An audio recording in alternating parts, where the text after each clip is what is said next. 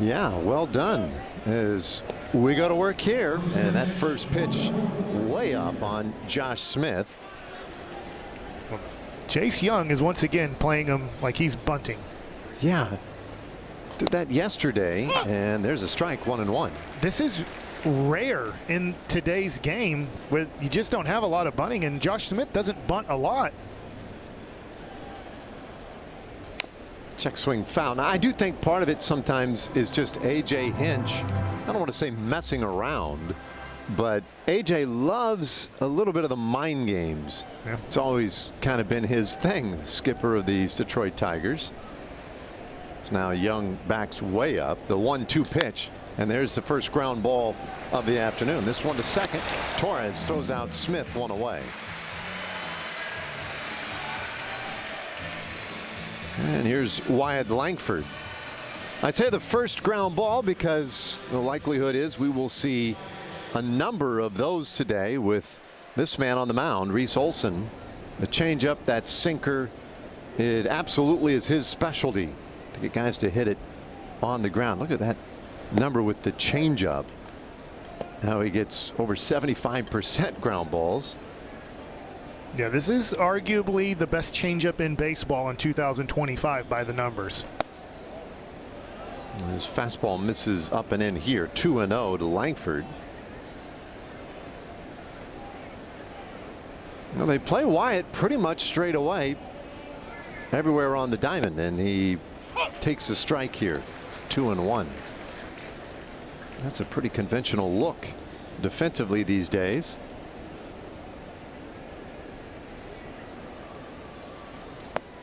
Three and one. And that was a slider. He hadn't thrown a changeup yet in this at bat. No, and that's what I was thinking here. Behind 3-1, he has such a good whiff rate on the changeup. Does he go to it behind in the count? No, he goes with the fastball, and it's a full count. I do think it's still a possibility right here. 25 years old. Olson off to a 4-2 start this year. And he puts a fastball in there. Strike three called, and Langford heads back to the dugout. Hi, Jock Peterson coming up. Our Chalk Talk Casinos and Resorts game within the game. And yesterday it was a home run party for the left-handed hitters. A 5-homer game yesterday for the Rangers. They did not have one of those last season. First this year, and all of them by lefties. Fourth time in franchise history the Rangers have had 4 or more homers by left-handed hitters in a game. When Peterson takes strike one, Jock knocked out his first of the year. And he'll watch in the dirt. There's the changeup. 1-1. So Peterson, you look at those numbers and say, well, wait a minute. Okay. His first home run, it's May whatever, average 135, and you think, oh, well, if you're a Tigers fan, maybe he's an easy out. Well, that has not been the case lately, as he pops this one up into short left, and coming in for it, Green, he makes the catch, and the inning is done. So Olson with a nice 1-2-3 to get it started, and now Nathan Eovaldi to the mound in the rubber game in Detroit.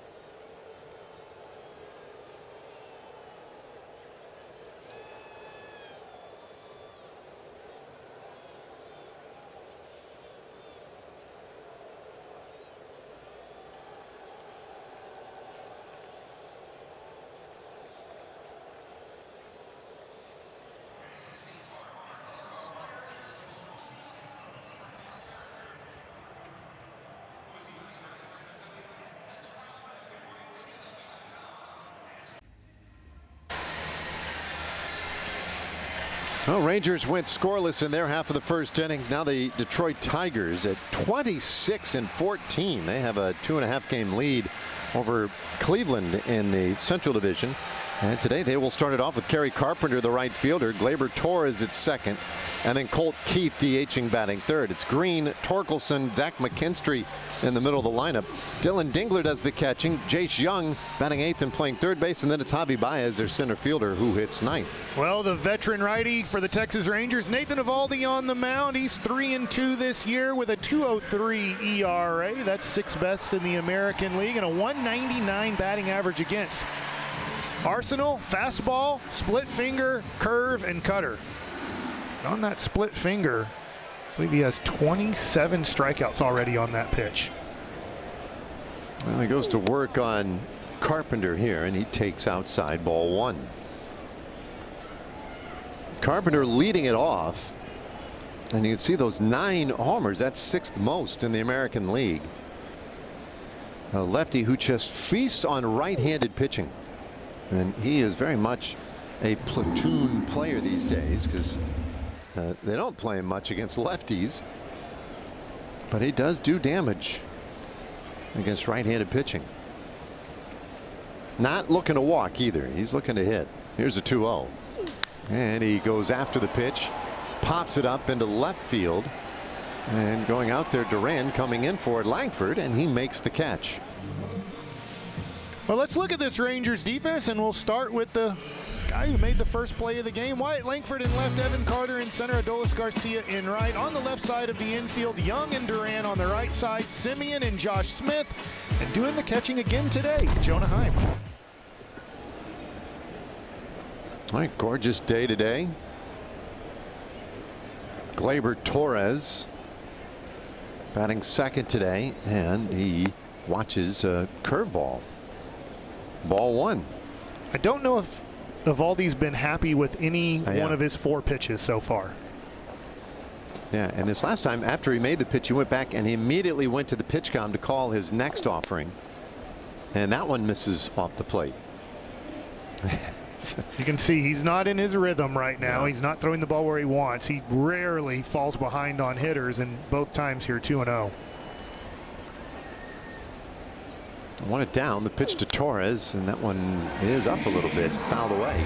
The one thing that'll help you out when you start a season, and he has a reputation throughout his career, but when you start a season where he's not going to walk you, that's in the scouting report, you'll get maybe more aggressive swings on 2-0 on borderline pitches because they're assuming he's going to throw a strike. 2-1. And that one does catch the corner for strike 2. Well, to kind of fill out your point there, he's 7th in the league with 53 strikeouts. 53. He's walked 4. I mean, he has the best strikeout to walk ratio among qualified pitchers. Tarek Skubal doesn't have enough innings yet to qualify. Here's a 2-2, and Torres takes a little bit wide. Full count. So command a little elusive here. The first couple of offerings from Evo. Big payoff pitch, and that is in there. Strike 3 called, and Torres goes down looking. Interesting. Kind of passive. Yeah, this is painted though at the bottom outside corner here. Perfect pitch at 93 miles an hour. See the 4-seam fastball and even a little bit of tailback, but really nice full count pitch. So Colt Keith with the bases empty, another left-handed hitter, and he takes strike 1. And that's another curveball. 5 left-handed hitters in the lineup today for Detroit. 4 righties.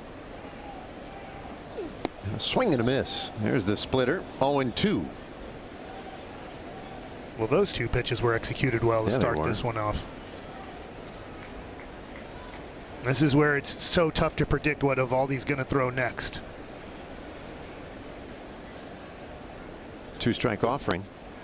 And that's a swing and a miss. Strike 3. Keith strikes out on 3 pitches, and it's a 1-2-3 first inning for Eovaldi. We'll go to the second inning, no score.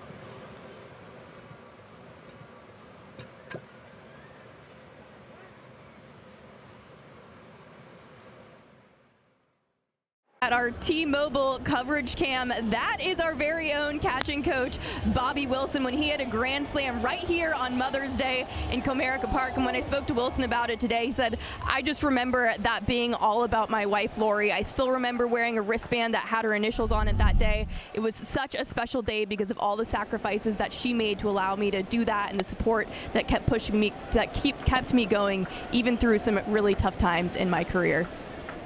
Yeah, cool moment, and one you never forget. He never has forgotten, as Garcia takes a strike, 1-1. I remember my mom kind of, as I'm planning on getting married, and she was saying to my wife now, and there's a bouncer down the third baseline. That's a fair ball, and heading down quietly into that left field corner. Garcia can just kind of cruise into second with a leadoff double. That's a good start to the second inning. Bobby Wilson giving his approval on the breaking ball, bottom of the zone, and this looks like it caught the base and then popped up. So pretty easy call when the ball hits the base. And use it as a ramp. Yeah. But just real quick, my mom was like, you sure you want this lifestyle that you're about to get into? Because my mom had to live through it too. It's not an easy life as a wife of a baseball player. Oh, this ball hit well deep out to left. That carries out, and it is gone. Simeon with a 2-run homer. And the Rangers pick up where they left off yesterday. 5 homers yesterday, and they jump out 2-0 today. Well, Simeon jumps on this hanging breaking ball, belt high, right down the middle. The pink bat gets it done, and it's a 2-run homer over the pizza.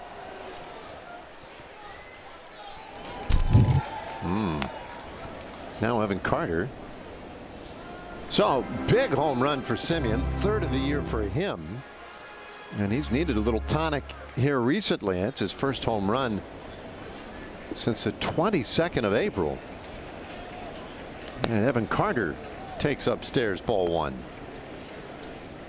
I know they're only supposed to use the pink bats on Mother's Day, but if that bat has some homers in it, keep using the pink bat. Yeah, we'll see it. We'll see it tomorrow back home. There's no rule against it, right? I don't think so. I've seen guys do it. 2-1 the count here to Evan. He homered yesterday.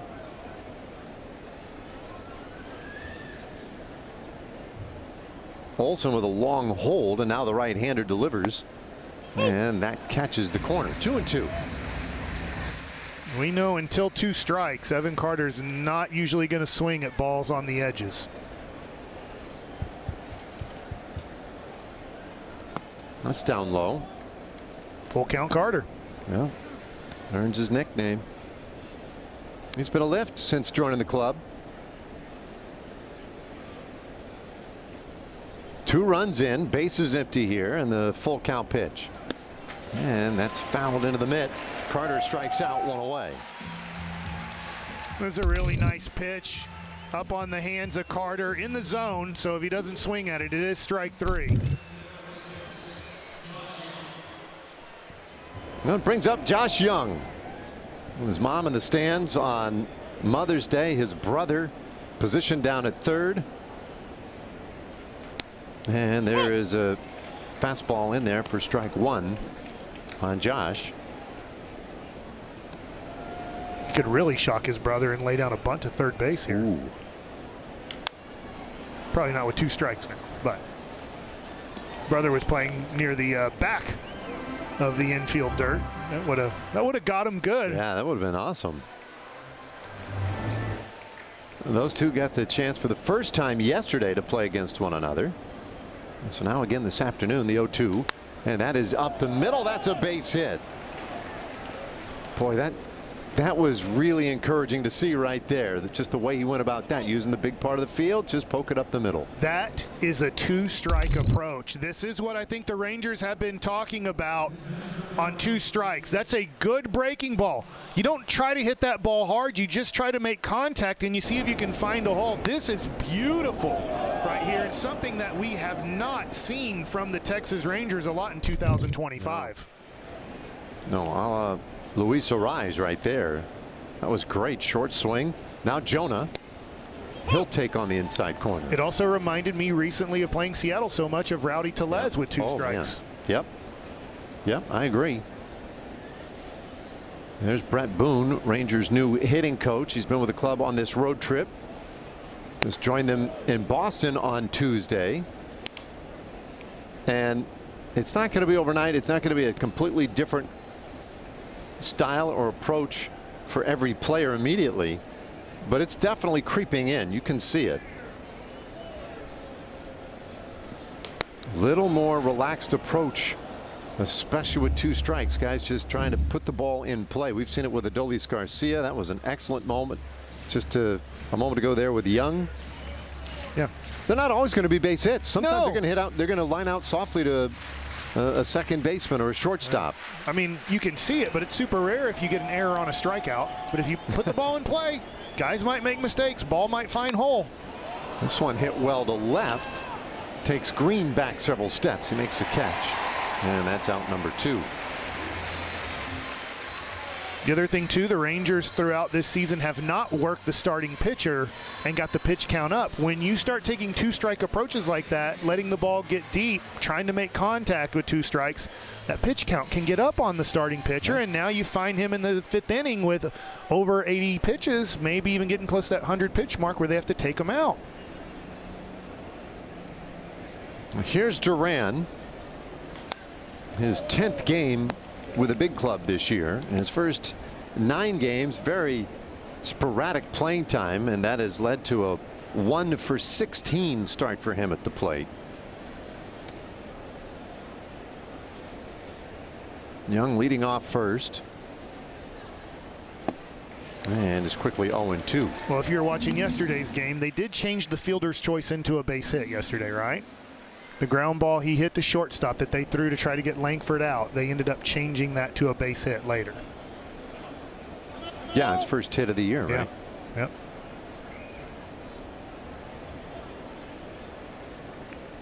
He came in as a replacement defensively yesterday for Corey Seager, and they got the 1 at bat. Seager down today. The hamstring bothering him. 0-2 pitch. And that's in the dirt.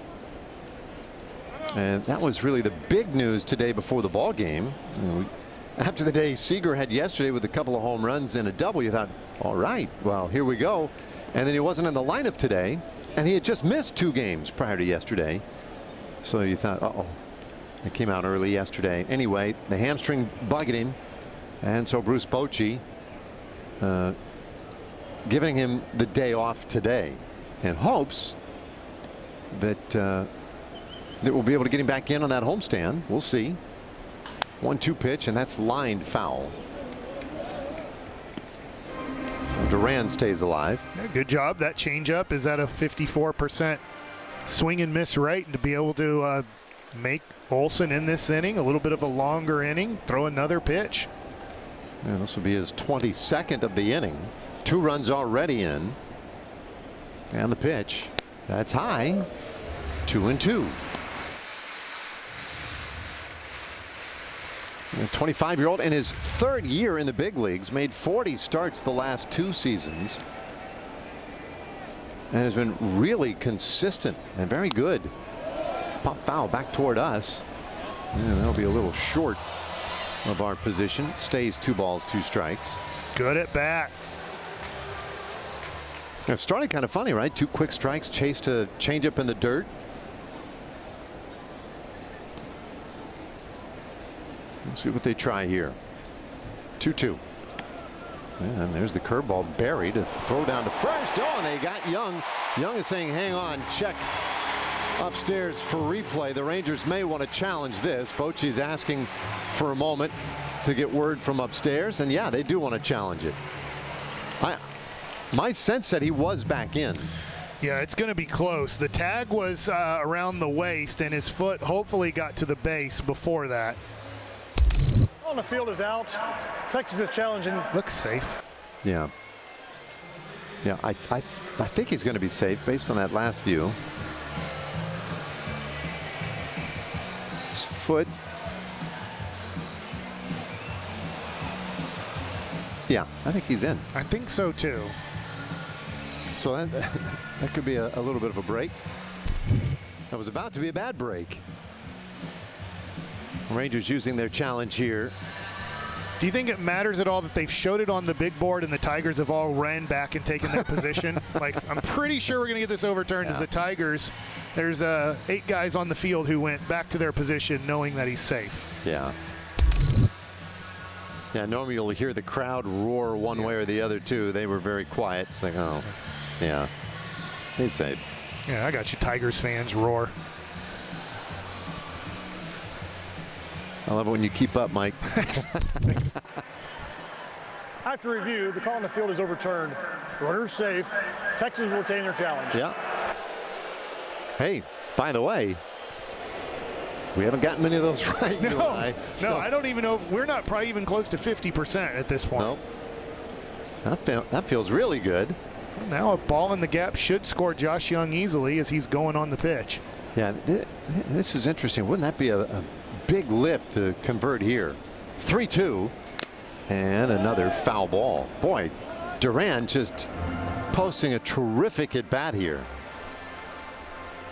I believe he's seen 8 pitches in this at bat. Yep, and then going to see a 9th, and the more and more you see a pitcher in his stuff, the timing should get better. Jung back at first. He takes his lead and then runs. And there's a swing, and that one is out to right field. Coming on for it and taking on a hop. Carpenter, he'll hustle it back into third, and then it's bobbled over there. Jung just kept steamrolling around second. Gets to third base on the Duran single. And there's your hat tip at bat of the day by Zeke. Yeah, this is a great at bat here. 9th pitch of the at bat, and shoots the ball the other way. And then Josh Jung off with the pitch. He's going the whole way. This is close, but hey, younger brother, watch out. I'm coming in hot. And I think he's safe anyways, but he does knock the ball out here on the slide. Well, it's tougher for 2 guys playing third base to get the time on the field together like they're going to have right now. When we saw the Lowe brothers in Tampa Bay. Josh is right now telling him he should have reached out and got that ball and tagged me. Like, older brother already telling younger brother in a major league game how he should have done it. Coaching him up. So Smith grounded out of the first inning, and Jace Jung again comes up at third base. Not quite as far in. Ooh, that one just about got away from Dingler. Josh will be keeping an eye on that down there at third base. Maybe a chance to steal a run here. If Olsen puts one of those changeups in the dirt, you don't know. toss over there to first, and Duran dives back. Now, something we didn't know going into this series, Dingler's one of the best. Yeah. Throwing out runners, his arm, his pop time, getting the ball out of his glove. So he is a very tough guy to steal on. Accurate thrower. He grades out really, really well. And that pitch just missed. 2 balls, no strikes on Smith. And now this is getting to be a long inning for Olson. He's closing in on 30 pitches here. 2-1. This will be his 30th. Coming to Smith now. The Rangers have already scored 2. They have a chance to add to it. He'd love to take advantage of a pitcher. Yes, it's only 42 pitches, but he is tired this inning right now. 2-1. Yeah, that's high. Great take. Rangers quality at bats in this second inning. Yeah, this has been one of the more encouraging innings we've seen in a long time. Jung at third, Duran at first, and a big swing and a miss, and he chased that changeup out of the zone. Tough one to lay off of. It's right down the middle, but dropped below the zone. Unfortunately, chased ball 4 there. Does let Zeke get a good jump here at first base, running on the pitch. On the payoff, and Smith takes ball 4. They are loaded up for Langford. Our TXU Energy power stats as Wyatt heads to the plate.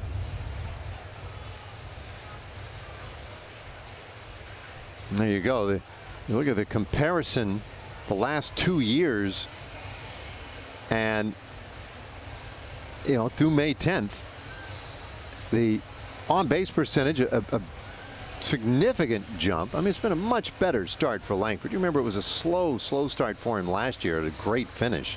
He's more or less picked up where he left off last year.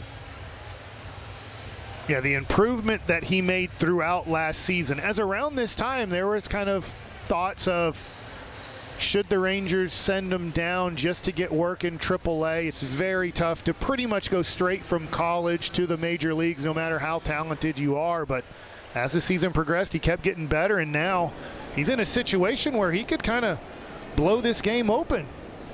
Yeah, Bo Brisky has started to throw in their bullpen, and Olson grooves strike 1, 33rd pitch of the inning. Brisky, one of those guys they'll use in long relief, and so there's some concern right now whether or not they can get Olson through this second.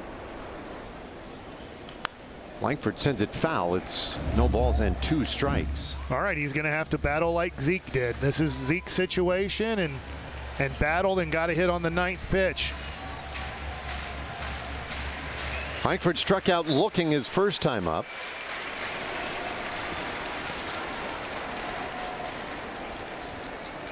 Two-strike offering, and that ball's hit out to left field. Green goes back, and he makes the catch. The inning is done. Rangers will take it, though. They do leave the bases loaded, but 2-run score on the Simeon blast to left field, and the Rangers out in front early.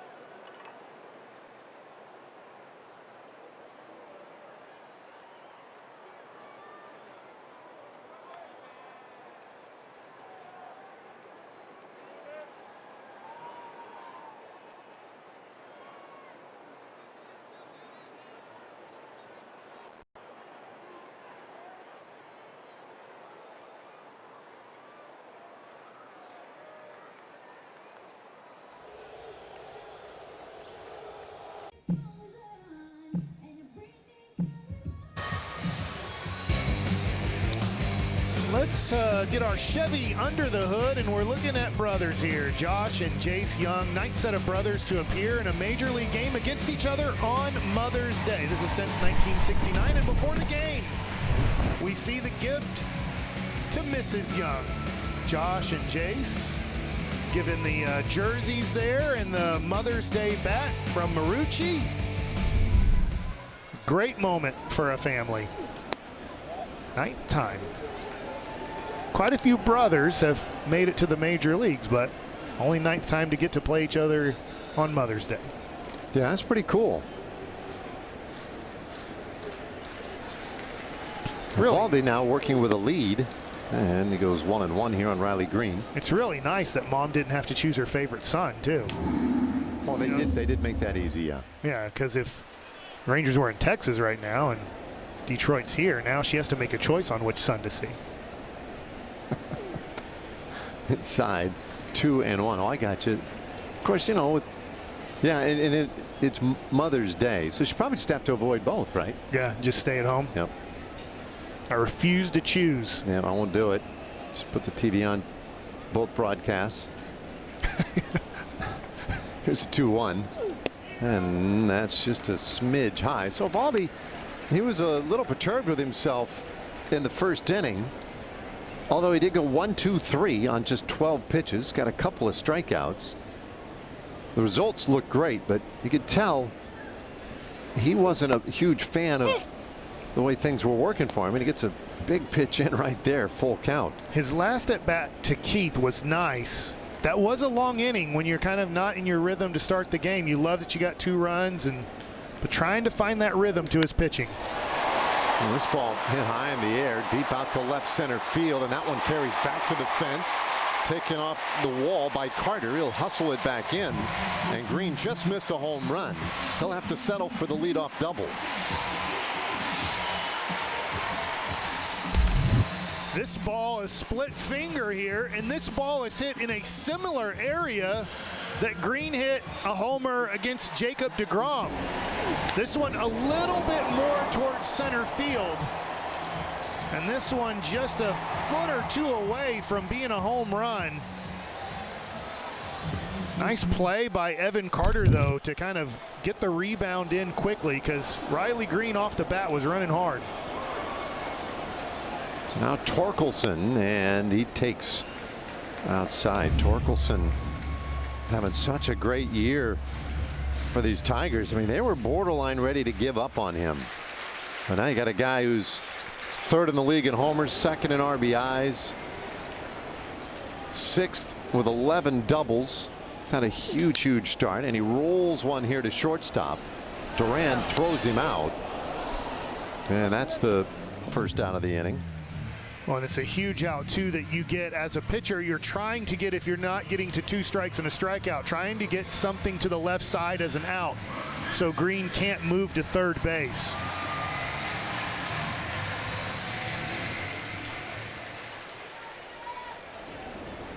Zach McKinstry, the batter.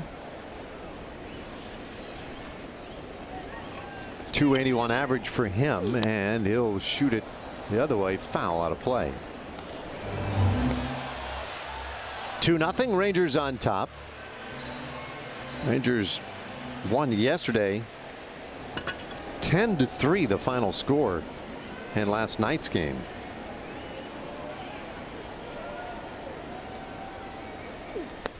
That's low and in.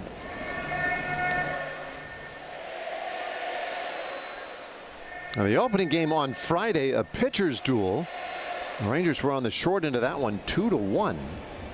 But by and large, the Rangers have done an incredibly good job holding down this Tigers offense. There's a bouncer foul. Strike 2 on McKinstry. And then you feel, pretty confident with Eovaldi going out there today. Well, you still got to get it done, and this is a dangerous Tigers team. They were, 2nd in the league in scoring when we started this series. Yeah, 5.47 runs a game coming into this series for the season for the Tigers. Bouncer left side. Jung has it. Gets control of it and then throws out McKinstry. Green allowed to move up to third. And this ball looked a little bit slippery on Josh Jung here after making the play with the glove. Has a little trouble getting it out, but gets the grip and gets a big out here. Catches it clean. You can see here, luckily the ball went back into the glove and didn't fall to the ground. A little bit of Mother's Day luck there on that transfer. So Dingler the hitter. And Dingler doing the catching today and batting 7th. 291 average with 4 home runs. Got a cup of coffee last year. Did not fare well at the plate, but he's looked a lot different this year. 1-1. Boy, what a great splitter right there. As Dingler's looking for a fastball and swung as if it was a fastball. Here's the pitch here, and Dingler sees it as a fastball, and that ball right at the last second. Obviously the speed's been taken off, and then the movement down gets the swing over the top. 1-1 from Eovaldi, and that was a fastball, but a little bit high. Close. And that spot, by the way, that area right there, up and in on right-handed hitters, that's where you will get calls from Jansen Visconti, our plate umpire. That's one of the few hot spots he has. Sounds weird that that one didn't get called. There's a foul tip. 2-2. Well, you see the sequence right now from Eovaldi. He's going with the splitter down, fastball up. Hasn't thrown a breaking ball in this at bat here. Well, curveball first pitch. Excuse me on that one, but last 3 pitches going up and down, hard, soft. Here's a little tapper back to the mound, and Eovaldi able to just lob it over to first, and he gets Dingler to end the inning. So the leadoff double doesn't materialize for Detroit. We head to the 3rd inning with the Rangers on top 2-0.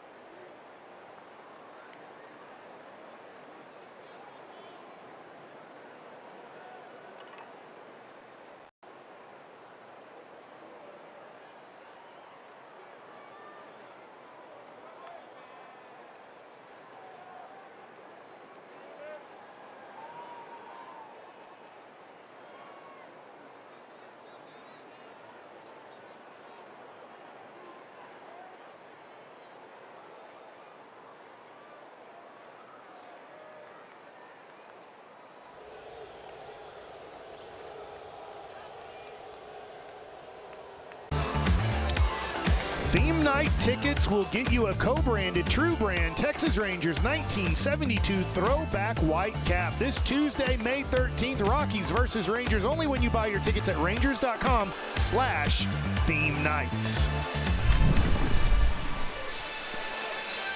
Well, we've played 2 innings so far this afternoon. Happy Mother's Day to all the moms out there. Rangers with the early lead, and they will send the 3, 4, and 5 hitters. Should be an interesting inning for that guy right there, Reese Olson, after a season high 35 pitches in the second. Boy, and how lucky did he get? Langford hit his ball 107 miles an hour. Well, Peterson goes after the first pitch and pops it straight up in the air. Eventually comes down to McKinstry for the first out of the inning. So a first pitch put out. And now here is Adolis Garcia.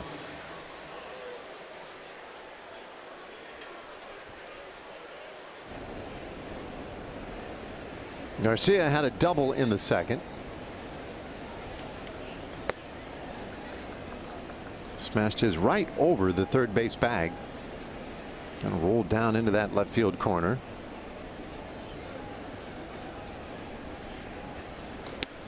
And he'll take a strike right on the outside corner here, 1-1. Yesterday, a day where the Rangers scored 10 runs. We had the 5 homers. It was an 0 for night for Adolis, but I think it was a great night for him. I really liked his at bats. He gave himself up in the first inning, just trying to cut down with 2 strikes. Ended up a put out that ended the inning. This one he flares out over second, and that one drops in for a base hit. He had a sac fly, had an RBI ground out yesterday, and now he's 2 for 2 today. Well, what you're talking about is being a team player, and I know that this probably isn't true, but I feel like those baseball gods will give you a little bit more luck when you play the game the right way. And yesterday, Garcia did. Today, just a little soft fly ball, but it finds the outfield grass. So he's out there for Semien, who homered last inning, and it was a rocket.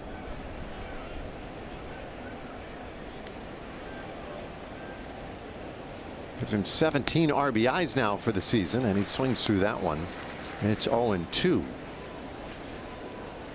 Start of the year as the Rangers leadoff hitter. He's been moved into the 5th spot in the lineup. It's the 19th game now that he's batted 5th.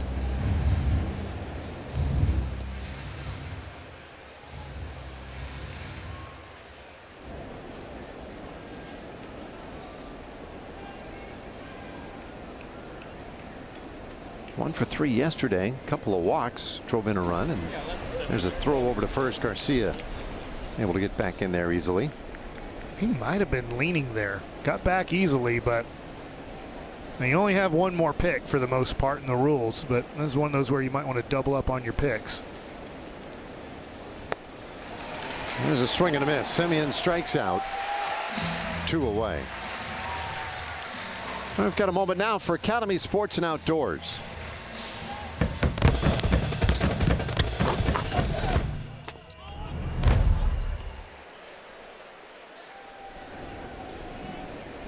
So Evan Carter, he struck out in the second.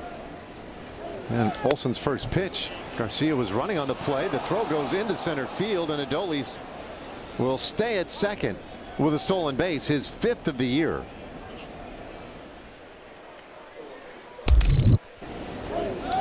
Well, he gets a great jump here. This throws off. He doesn't see it in the outfield, but not a big deal. Adolis runs great. There's a good chance if Carter gets a base hit, he's going to score from second base. Yeah, close to 100% chance, especially with 2 outs. Check swing. No, that's a strike, 1-1.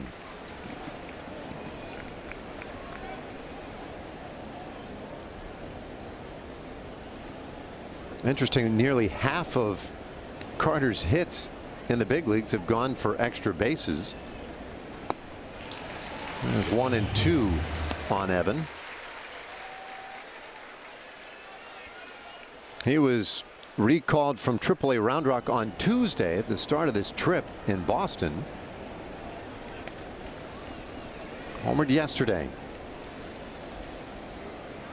And he lifts this out over second base into right field. Garcia got a good start. He will score on the base hit by Carter.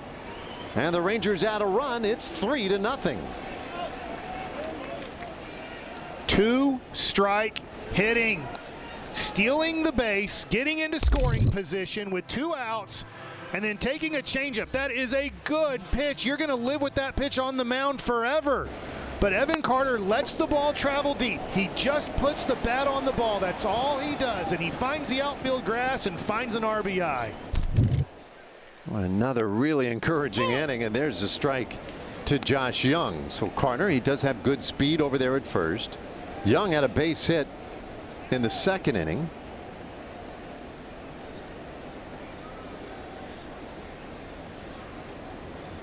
And Olsen delivers. There's a swing and a foul ball. Strike two. Well, and we definitely noticed to start off this game, Josh Jung with 2 strikes, kind of almost half swings on a pitch and gets a base hit up the middle. He's back to 2 strikes here. You don't want to be in 2-strike situations as a hitter, but as long as you change your mentality and approach, and I do think that that is helping out having Brett Boone here, we can see the difference. 0-2, and he does get a piece of that.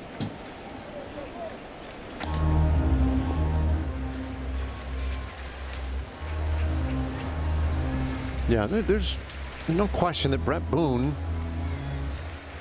has an impact on guys, some guys more than others. He's only been here, well, a little less than a week now. 0-2, and the pitch is outside. Carter was running. He's in there easily. Another stolen base.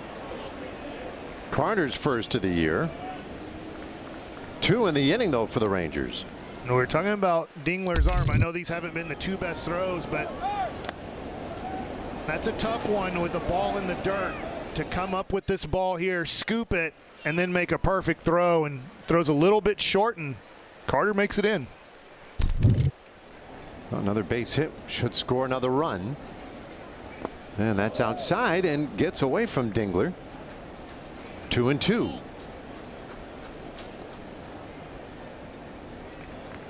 I mean, I think there's the addition of Brett Boone as hitting coach. There's also then just an underscored point made by the Rangers about situational hitting, right? Yeah, he's here, but that's a manifestation of what they're trying to emphasize. There's a swing and a miss. Young strikes out, and the inning is done. But the Rangers add another run. Evan Carter with a 2-out single makes it 3-0 Rangers.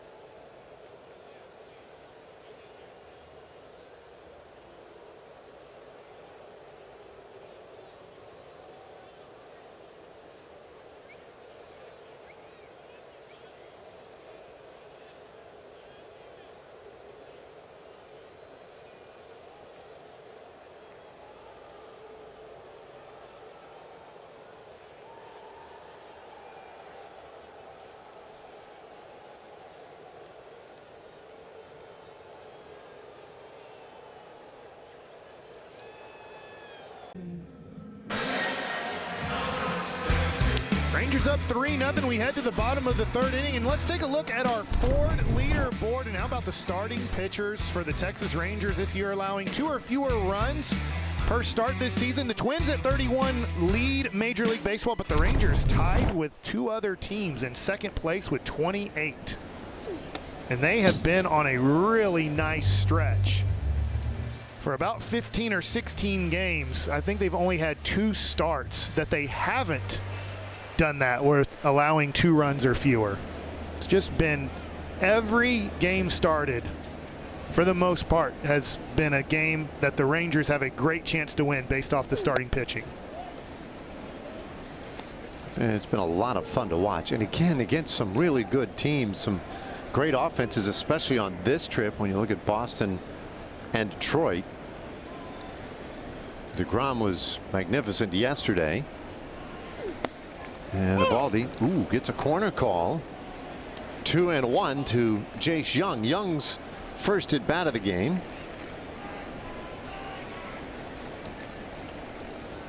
But a tougher start for the younger Jung. And this is in the air center field. Carter coming over, but it is Langford from left field who makes the catch. One away. And it was a day game, and usually players like playing in night games better, but how happy is Langford that he's not having to fight the sun pretty much the whole game.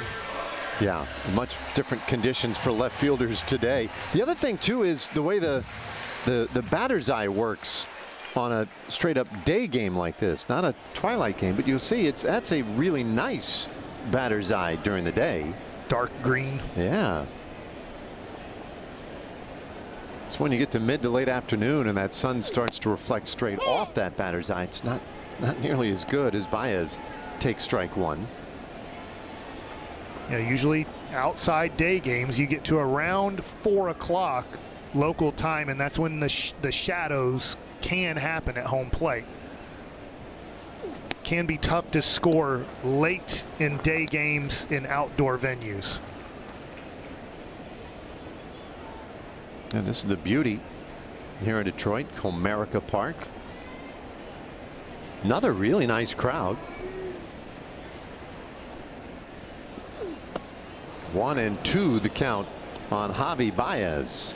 That's the Baez we know, but Baez has been much better this year. Now he still has it in him to chase, but he's done a much better job in 25 in at least cutting down on his crazy swings at balls.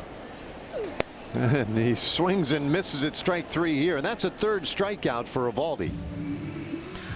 Well, this is pitching here when you know you have an aggressive hitter. He goes with the breaking ball, the curve ball, gets the chase out of the zone, and then opposite corner, up and in, 97 miles an hour. Just a great job of pitching. And Eovaldi, even though you could say maybe he's battling today or fighting himself, is still having a really good game. That's how good he is when he's battling, and he has 2 2/3 of scoreless ball. He's allowed the one hit to Riley Green, the only base runner the Tigers have had so far. Now second time through the order. And crowds Carpenter. Now that area to a left-handed hitter, that is one spot where our plate umpire Jansen Visconti, he does not give much to pitchers. Inside on lefties, not his favorite. That's low. 3-0. Well, he went 2-0 curveball. Will he just challenge 3-0 with a fastball here, or be careful with a right-hander on deck? He has a 3-0 lead. Well, on the way, and Carpenter takes strike one. That's what 3-0 will do for you. If it's still 0-0 and we're in the third inning, he might not want to just go fastball middle there.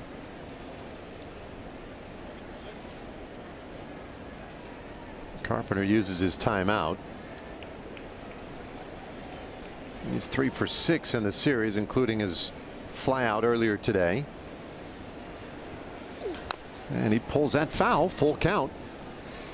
And then when you think, oh, he's challenging me, it's 3-0. I get it. I'm a smart Major League Baseball player. The score's 3-0. He's just going to throw another fastball down the middle. And then he goes with a split finger located on the plate. You see there, he's giving the signal to Jonah. The windup and the 3-2. And that's pulled down that first baseline. So he's going with 3 different pitches from 3-0. Fastball, splitty, cutter. How tough is it to hit against a guy when you're ahead in the count and he throws 3 different pitches to you and all executed well? Yeah, it's a heck of a challenge. Here comes the 3-2, and there's a chopper again, fouled off. Another split-fingered fastball.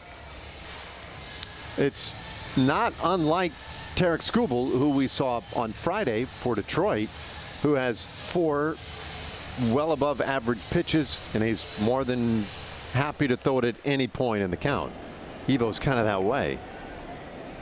A lot of weapons and a lot of confidence. The payoff on the way. And that's in. He missed his target anyway, and Carpenter will accept the walk.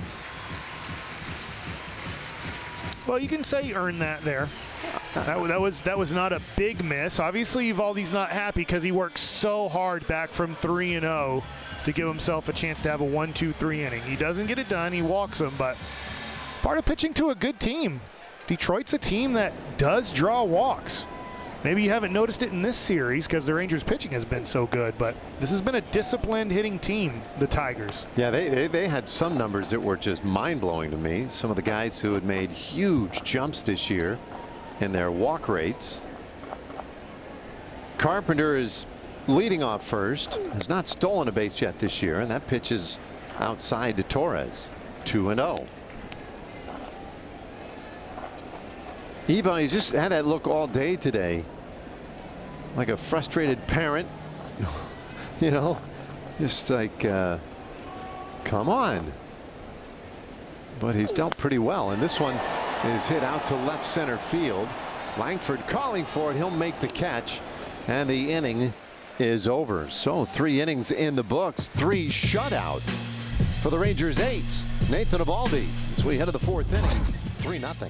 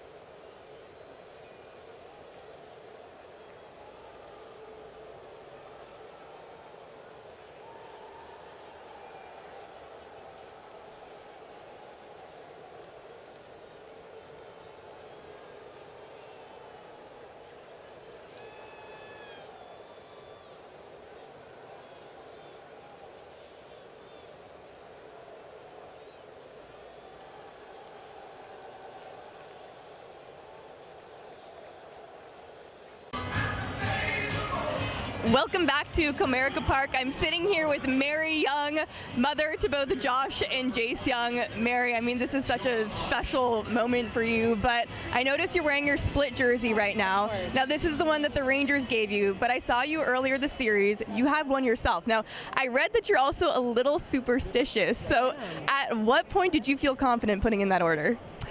I think it was when Jace got called up and Detroit was in Houston. I had gone to lunch, I guess, with Jace, and I thought, okay, maybe now.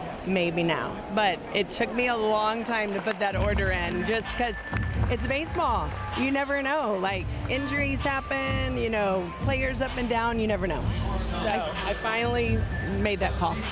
Totally understand. Now, I did notice that the Rangers gave you a jersey with Josh's number on the back. Did they pick your favorite kid for you? I mean, I guess what they were trying to say something, right? But I want to thank the Rangers. I love the jerseys. The boys did tell me when they presented me with the jerseys, like, Mom, if you could just be patient.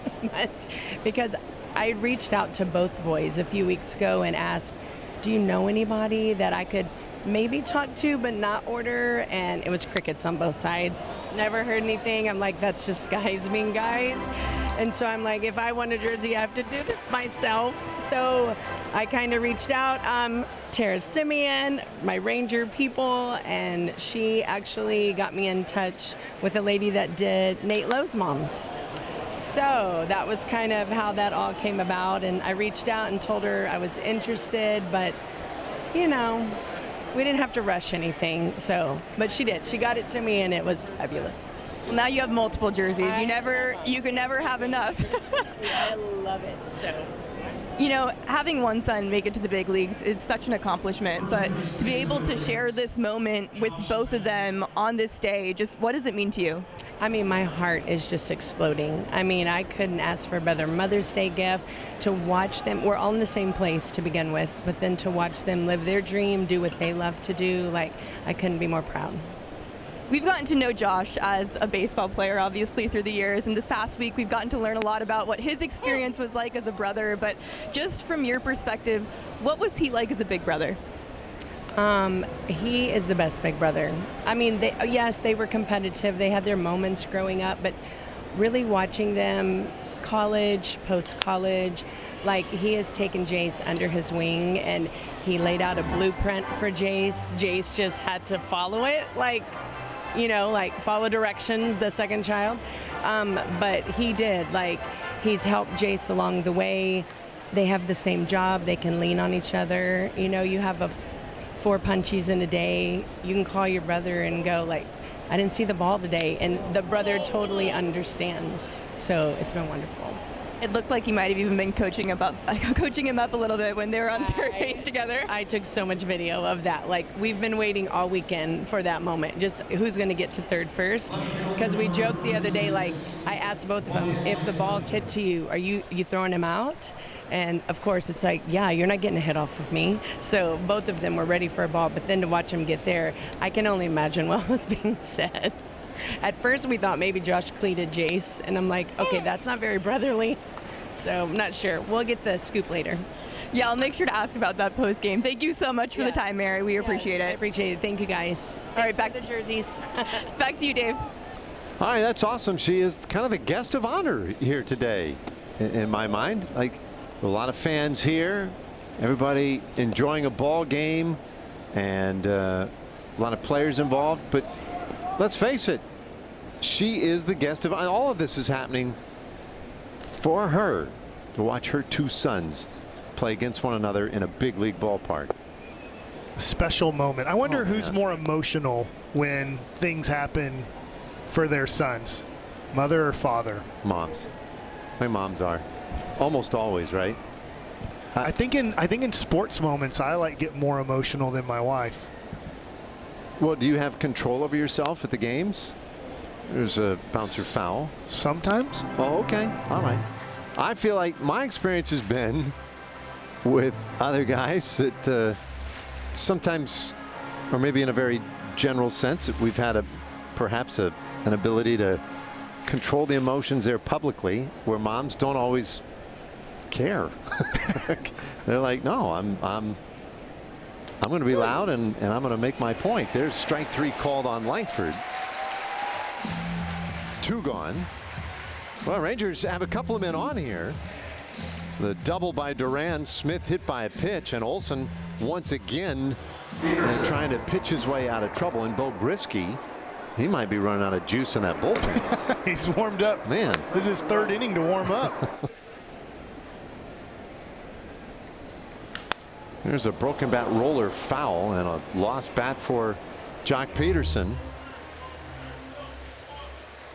Torpedo bat nonetheless. Yeah, well, I wonder if that happens more easily to torpedo bats when you hit it off the end, because there's obviously less barrel there. I mean, maybe the point being, maybe they move too much of the mass to the contact point there. Not enough even in the handle to keep that thing in one piece. Well, strike 1 on Jock.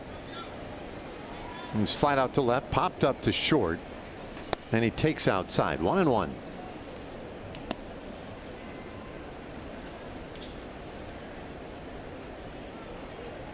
Rangers with 2 runs in the second, a run in the 3rd inning.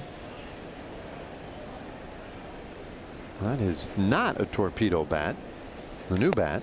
Not that Jock, and that's kind of his thing, right? He'll just grab a bat that feels good in the moment.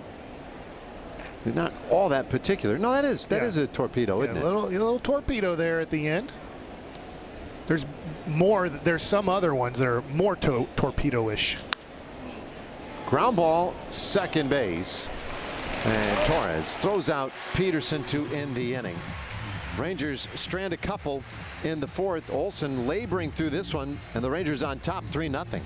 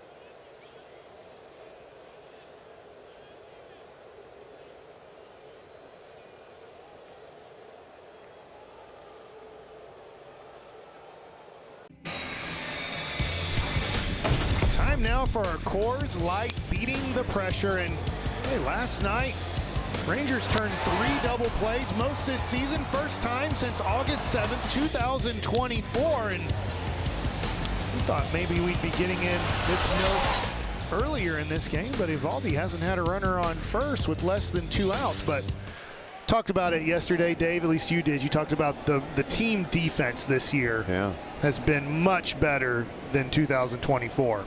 Yeah, well, it's been elite too. I mean, it's better than last year, but it has been at the highest level in the game. This one is out to center field, and an easy put out of Colt Keith starts the 4th inning. And that's been the fun part of it. So I asked Boch about it yesterday, and he said, you know, typical Boch style. Yeah, it's better, you know, got the guys in the right position. And I thought, I was like, okay, well, I'm going to take that cue about positioning and see if there's something to that. Maybe they're just positioning smarter. But I don't know that there's a lot to that. They've positioned well. There's no doubt. I talked to Bobby Bandolo, advanced scout for the Rangers, vis-a-vis the analytics. And I asked Bobby, I said, is there something you guys are doing differently based on analytics? Anything that's a significant change? He said, no, not really. Although they are happy with the work they've done. He said, you know, it's probably just the guys are playing well, right? And there's no doubt we've seen that in the case of Adolis Garcia. He just looks healthier and more spry out there. Seager has been outstanding at shortstop. And there's a strikeout of Riley Green. Quickly, 2 gone in this 4th inning. Well, this was a really nice sequence after Green got him for a double, his first at bat. Great split finger fastball right here, and just dives out of the zone late. That's the pitch he gets a lot of his strikeouts on. You say dives, boy, I mean, that thing, it really does. It just drops out of the picture. There's ball 1 to Torkelson. I'd love to know from, I guess I could ask Rangers hitters on other guys who throw splitties, at what point do you recognize that it's a split finger? I'm sure it's different from different guys. I'm assuming with Eovaldi, it's late that they recognize that it's not a fastball. Yeah, based on the swings he gets, you would think so. 2 balls, no strikes to Torkelson. He grounded out in the 2nd. And there's a strike, 2-1. Well, it also helps you throw strikes. Eovaldi definitely throws a lot of strikes, but the rest of the staff has too, when you do have a good defense behind you.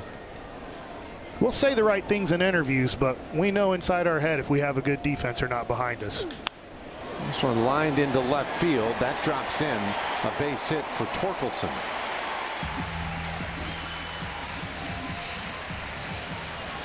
Now, we get all kinds of information from different sources who do really interesting and advanced work on defense.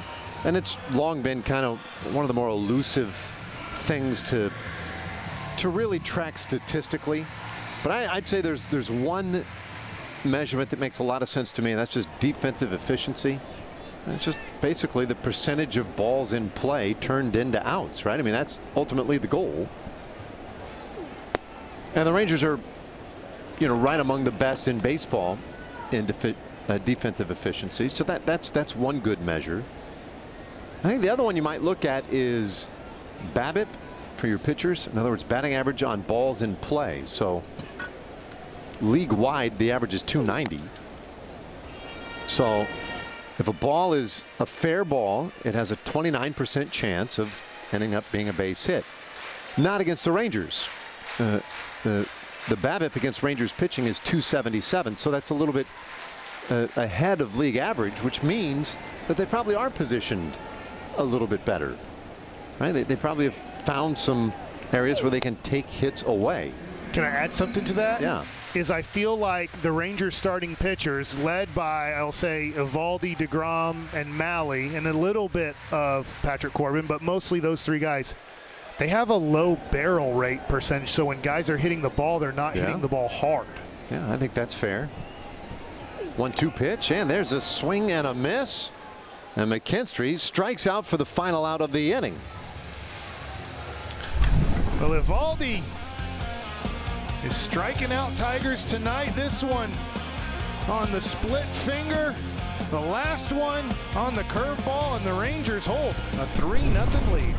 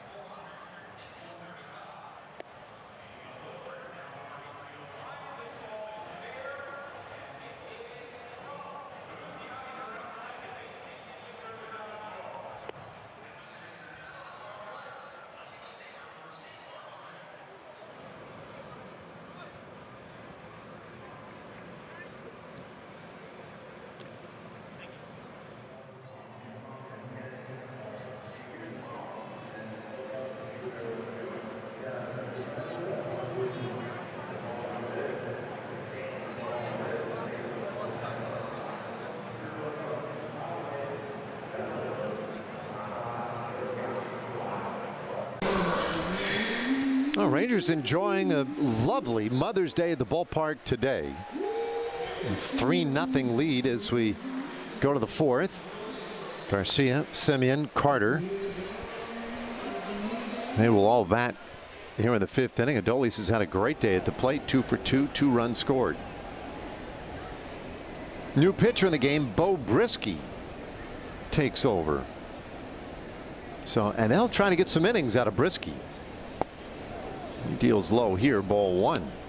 So Reese Olson, 4 innings pitched today. Rangers a good job again, speaking to the at-bats, knock a starter out early. Yeah, good 2-strike approaches, good job hitting in hitters counts. And you get a starting pitcher to throw 83 pitches in 4 innings, and you took advantage of it. Yeah, you left the bases loaded, but that was a little bit of unluck as Langford in that situation hit a ball 107 miles an hour right to the left fielder. And then Bo Brisky, I don't know how much Saturday Night Live you've watched, but I feel like there was a character like 20 years ago where there was like a guy at a bar who was like, you would just tell stories about Bo Brisky and how awesome he was. Wow. Yeah, I can't remember. I feel like Will Ferrell might have been the character, and I'm like, maybe it wasn't Bo Brisky, but it sounded something like that. Oh, man, you've piqued my interest. Yeah, I guess it's got in my ears. Bill Brasky. So close, not too far away, but he could like take on 2 mountain lions and just like, you know, stories at a bar where. Wow, I need to look this up. And Mark Vittorio, that's a good pull right there out of thin air to whisper those sweet nothings to us. Bill Brasky? Yeah. Okay. And if that's a Will Ferrell skit, then I'm in. 2 balls and a strike on Simeon. Well, we'll see what kind of character this Brisky is. Maybe he'll give us some stories before we're done here today. Another foul ball, 2-2. I can say Bo Brisky can throw 100 pitches in the bullpen before even coming into a game. Yeah, I mean, I think his tall tale has already begun. He's been throwing since the 2nd inning.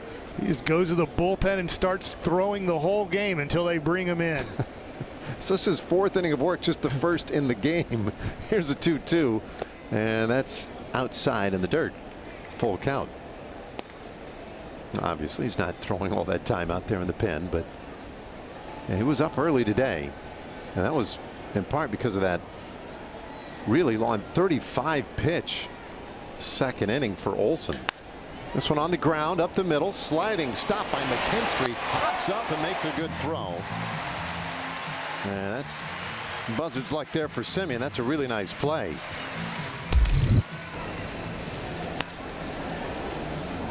Yeah, good defense from the Tigers here. This will happen. You put the ball in play, though. Good things can happen, and right here the Tigers make a nice play, but Rangers have found some holes in that defense today. So Evan Carter, and he'll pop that one foul. It's usually the rare attack first pitch, Evan Carter. Yeah. Yeah, that qualifies as an ambush for Carter. He doesn't do that very often. A strikeout today and an RBI single.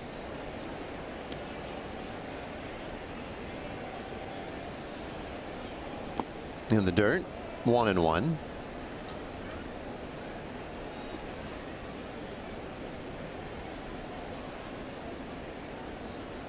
Well, Carter's looked really good since rejoining the club. Defensively and at the plate. Most importantly, looks healthy. And a bouncer up the middle, and that one is slapped down by Torres, but no play. And another hit for Evan Carter.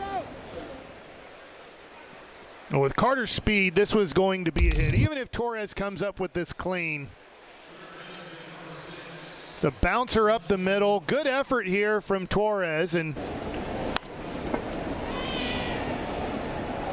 maybe you wonder if the angle of the shortstop, if Torres doesn't touch that ball since he's going away from first, maybe there's an easier play there, but good hit.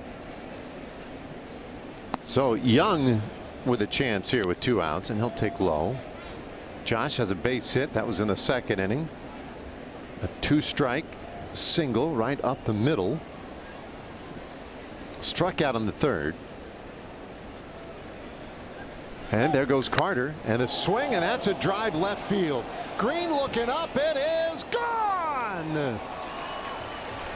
A Jung 2-run blast. The Rangers stretch it out. It is 5-0.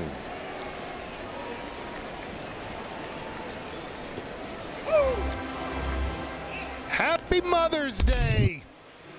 Mrs. Jung in attendance and sees older son Josh Jung go deep to left field, 107 miles an hour off the bat. Standing ovation from the family members behind home plate, and that has to feel great. And he kept his head down rounding third base. Didn't even give his brother a wink there. Wow, Jonah Heim now. Oh boy. Well, we were asking about the emotions. Yes. Mom's showing more emotions right now than Dad. Yep. That is a lot to deal with right there as Heim takes outside. I mean, oh, Josh Jung, that is so cool, dude. I can't believe he did it. Now, there's game to go, but there's a little bit of bragging rights on asking younger brother what you got Mom for Mother's Day. I got her a 2-run homer. Man, that's pretty special stuff. And it gives the Rangers the 5-0 lead.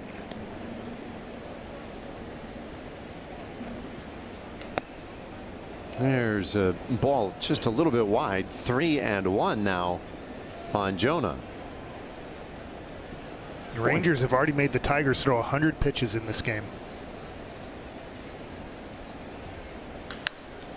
Fly ball, foul, out of play, 3-2. So today's game, yesterday's game, I think with each day it just looks more and more like that version of the Rangers we saw in 2023 that was so good. Yeah. I mean, we're not there yet. I don't want to jump out there like all problems are solved and everybody's clicking now, but boy, you see some pretty big improvements. This one on the ground, left side of the infield. Jace Jung on the backhand, and he throws out Heim to win the inning. But this was Josh Jung's inning with his mom, Mary, in the stands. Josh with a no-doubter to left field. 5-0. That's enough to get you a little excited, maybe even some tears for Mary here this afternoon.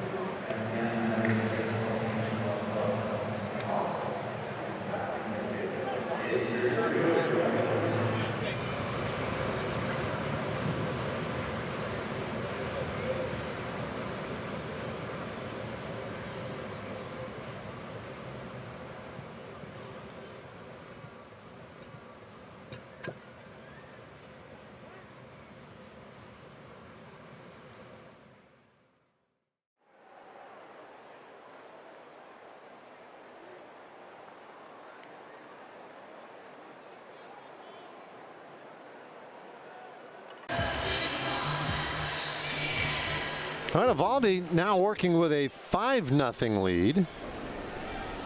He's given up 2 hits and a walk so far today. There's not 5 strikeouts, and the right-hander will go to work against the bottom third of the order. And Dingler takes inside, ball 1. Yeah, I like having multiple run leads with Nathan Eovaldi and Jacob deGrom on the mound.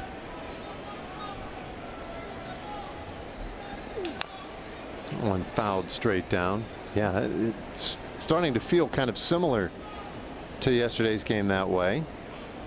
Although yesterday the Tigers, they did get a couple of early runs in that game. It just ultimately overwhelmed by the Rangers in that 10-3 game 2 win. That's fouled off. Strike 2 on Dingler. Well, this is a Tigers team that owned the best record in baseball when this series started, and we're tied with the Dodgers out of the National League.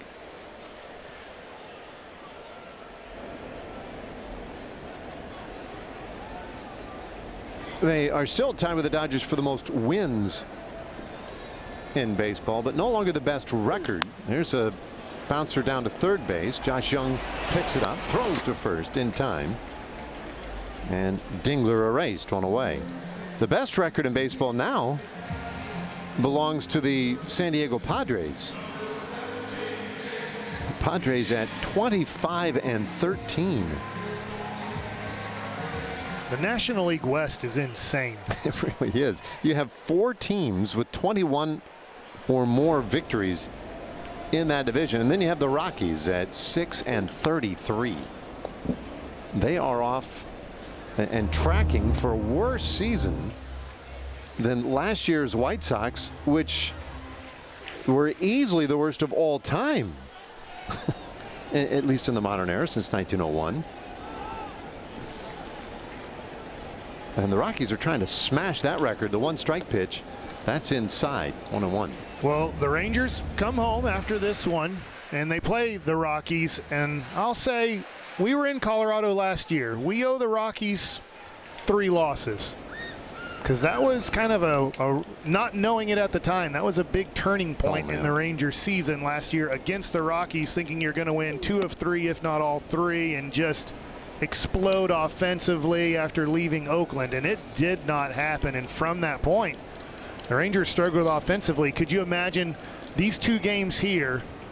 I know I'm looking in the future, I don't know, but you take care of business against Colorado and you think of this moment as the offense turning around in 2025, and based somewhat off of your Colorado May series from 24 and 25. Because you remember last year, the Rangers went to Colorado from Oakland, where they had played a doubleheader the day before, including a 12-run outburst in the final game of that doubleheader. But then they could not score at Coors Field. It was so weird. That one is in there for a strike, and it's a full count on Jace Jung, who was well into what he felt like was a walk. That just did catch the corner. I'm looking at Mary Young, and she had her hands in her head there. And yeah, her head in her hands, probably. Yeah. Almost. It was like it's totally the same thing, but different. Yeah.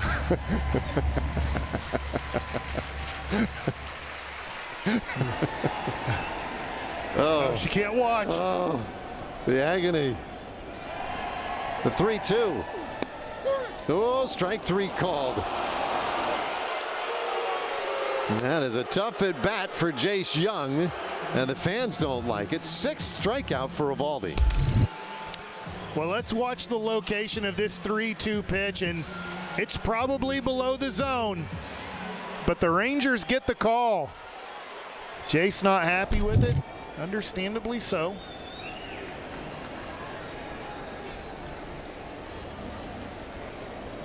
So Baez with 2 out, nobody on base, and he'll take off the plate. And remember, Baez, he struck out in the 3rd inning, and he looked a little more like the irascible shortstop of old. He was swinging at just about everything. Been a lot better this year with the Tigers, and he takes a strike, 1-1. Well, if you're a younger pitcher in high school and you're looking for chase on your curveball, when you can drop a 1-0 curveball in, later in the at-bat, you'll usually get hitters to want to chase that breaking ball that you've established you're throwing it for a strike. That's a splitter that gets away from Eovaldi. Not happy with that one, but how about yesterday DeGrom striking out 10? Today in almost 5 innings here, Eovaldi striking out 6 against one of the best hitting lineups in the American League. 2-1. And that one sharply hit down to first. Smith has it and gives it to Eovaldi covering, and the inning is done.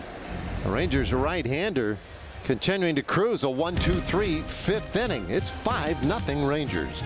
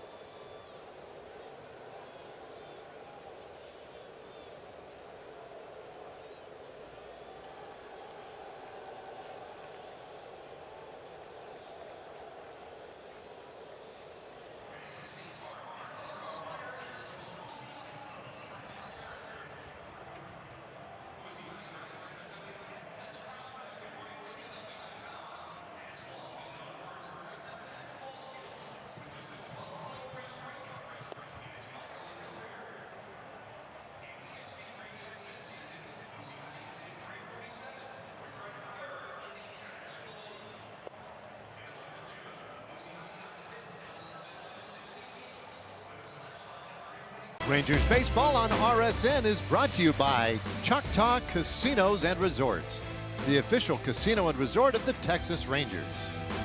And by your North Texas Chevy dealers. Chevy drives Texas. All right, high above a lighthouse out here, just on the edges of Detroit. Yeah, beautiful scenes. Way up north here in Michigan. Pretty big lake there. It's a sizable body of water. There's a strike to Ezekiel Duran. How about Zeke's day today? 2 for 2.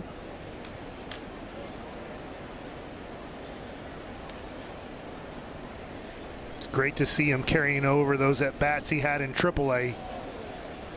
Here getting called back up, and we know how good he can be. We know how much he can contribute. Without Ezekiel Duran in 23, you don't even make the playoffs. No I know doubt. he didn't do a lot in the playoffs, but he did a lot in the first half of the regular season to give you that 40-20 start. That one, he was swinging. So it hit him, Yeah, but I think they're calling it a swing, that's a right? strike, yeah. Those are the tough strikes to take when you're a hitter. There's the side view, definitely went, and then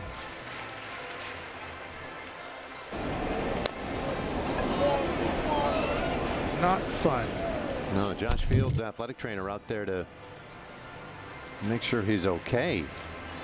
And here comes Bruce Bochy as well. You know, you're talking about how important he was in 2023.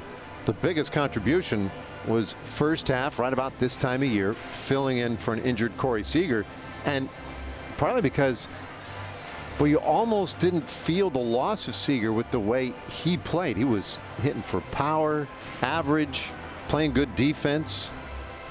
You would think it would be impossible to lose Corey Seager, have a young guy. I don't know if that was his rookie year, if that was considered his rookie year. 22 might have been considered his rookie year. But for a guy that had very little major league experience to put up pretty much the same numbers in that stretch of time that Corey Seager was out, to put up those numbers was so valuable.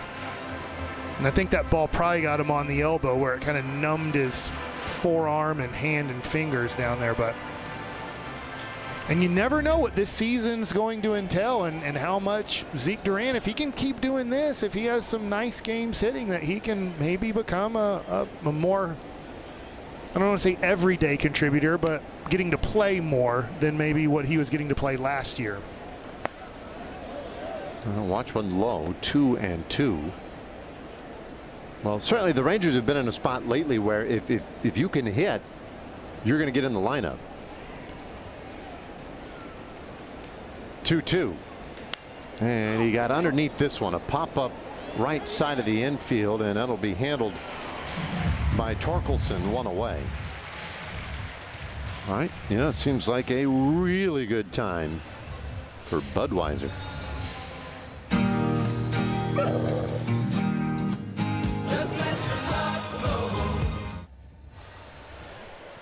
One out. Here's Josh Smith.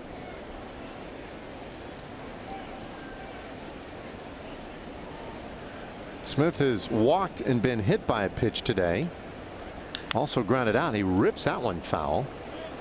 Hit a home run yesterday. And Josh has had a good couple of days recently out of that leadoff spot. Yesterday it was first ever leadoff home run. A 6-game hitting streak in the balance today. And that is a strike, 0-2.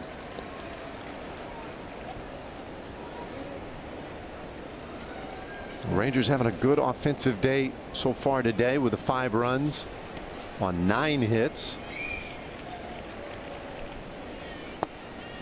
Well, it's usually a pretty good offensive day if you're in the 6th inning with 1 out and your leadoff hitter's coming up to the plate for the 4th time. Yeah. You pointed out the number of pitches that they have forced the Tigers into throwing today. 1-2. And he stays alive.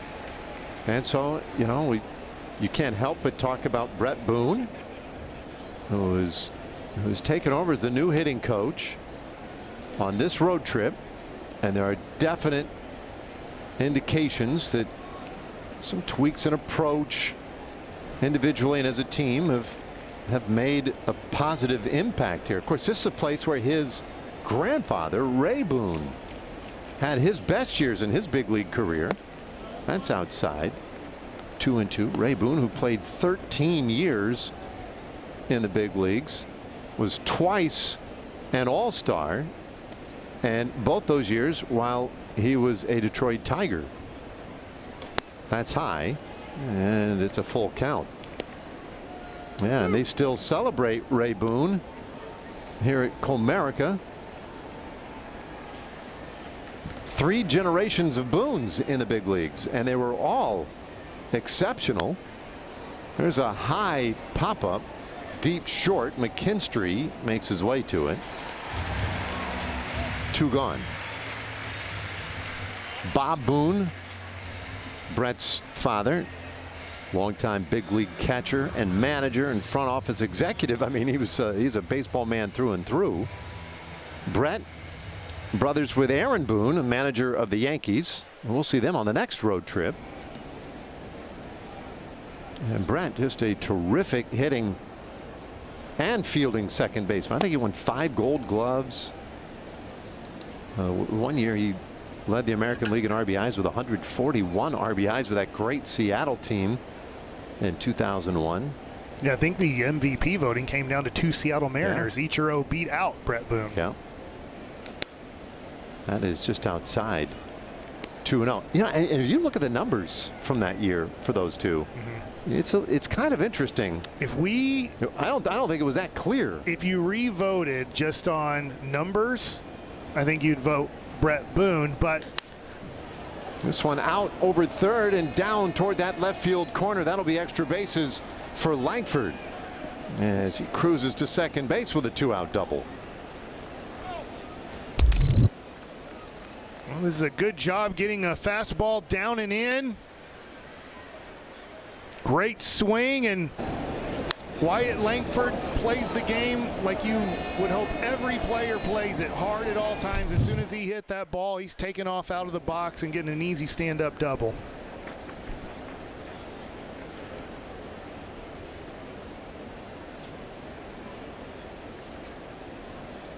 So he's in scoring position for Peterson, who pops one up third base side. Been a frustrating day for him. Jung makes the catch out in short left field, and the inning is done. The Rangers leave a man. Bottom of the sixth coming in Detroit. Rangers leading at 5-0.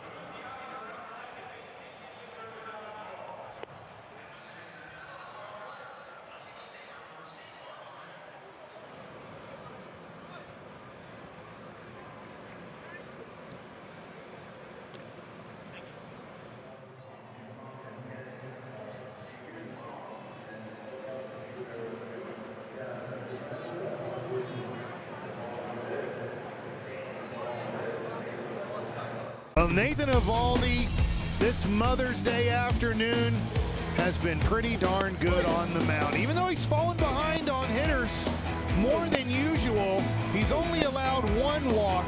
He struck out 6 Tigers. He's only allowed 2 hits. And right now he has 5 shutout innings in 74 pitches. Another great start by Eovaldi, and these Rangers starting pitchers. I tell you what, if it really is a competition, one man to the next, they just keep setting the bar so high for one another. And Eovaldi pins a strike right on the outside corner to Kerry Carpenter. I'm sure the event scouts look at the Rangers rotation. It's good all around, but when you see that you get Eovaldi and DeGrom in the same series, their shoulders slump just a little bit. It's a challenge.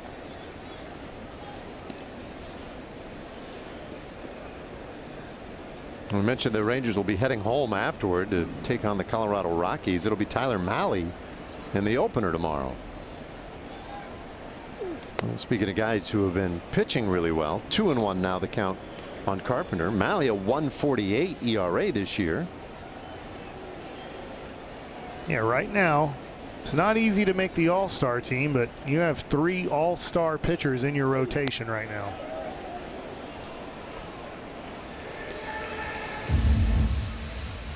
Two and two the count. A couple years ago the Rangers had all those starters on the offensive side, the infield basically starting for the All-Star team.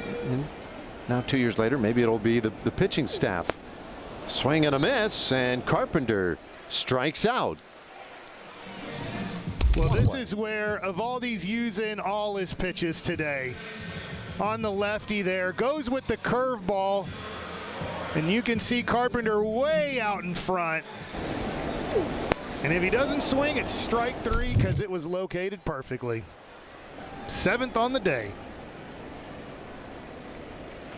Gleyber Torres, the batter, bounces it first base side. Smith way off to get it, throws back to Eovaldi, and that is out number 2. Boy, a really nice play again by Josh Smith. Yeah, you talk about the defense, and Bochy talked about, he's not really surprised anymore about Josh Smith and how good he is at all the positions, and this year trying out first base, and he's going to have a whole bunch of gold labels on his gloves next year. Huh? He's the best utility defensive player in the game and the best utility offensive player in the game. Yeah. All in one package there.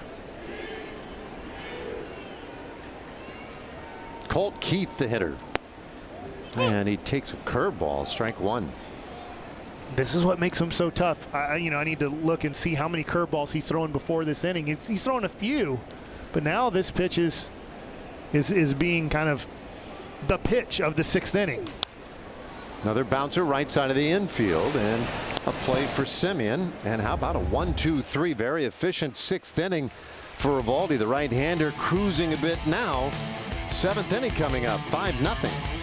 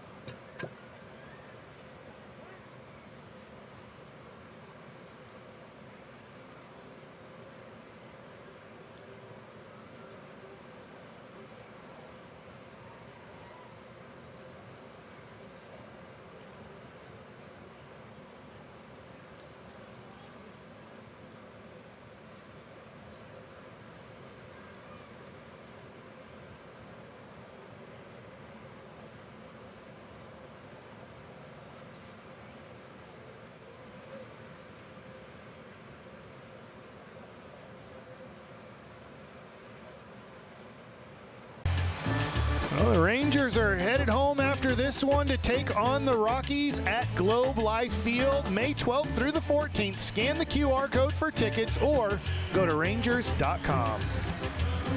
That's a picture of Adolis having a day and coming up to lead off this inning. Love it. Serendipity. Rangers sitting the heart of the order. Garcia, Semien, and Carter. New pitcher in the game for Detroit, Brennan Hanafy. Nice numbers on the year in 15 games. His first pitch in there for a strike. Good fastball. You want to know his nickname? Go for it. I think you're going to like it. Okay. His nickname is Hands and Feet. Okay. It's a one-strike pitch. And did Garcia go? He did not. 1-1. So Hanafy is his buddies basically hear Hands and Feet when you say that name, and so that's his nickname. Now, in the 1920s, that probably would have worked really swell, right? The 1920s, see? Oh, old Hands and Feet. Here he comes. A right-hander. Bouncer, third base. Uh-oh. Jung didn't get it cleanly. Pops right past him into left field, and Garcia is aboard. And that'll be an error. Garcia on for a third time today. Well, when you put the ball in play, things like this can happen, and that one eats up Jace Jung at third base, and Rangers get a leadoff guy on. We'll see here, and that ball just stayed down. Boy, that one didn't take a good hop on Jace there. So Simeon now, and he started the scoring today with a 2-run homer in the second inning. 1 for 3.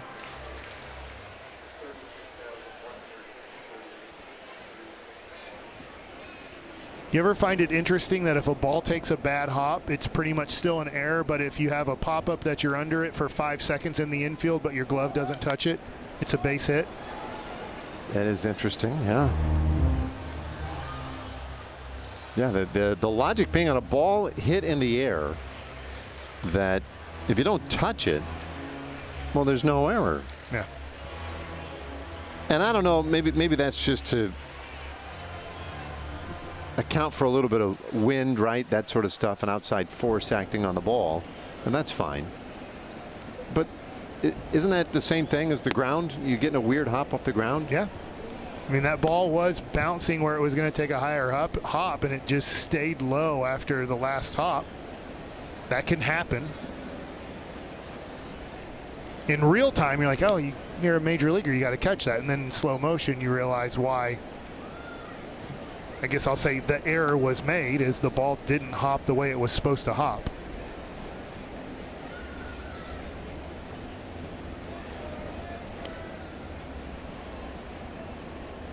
So Garcia leading again, not going this time, and the pitch fouled over to the right side. Stays 1-2 on Marcus.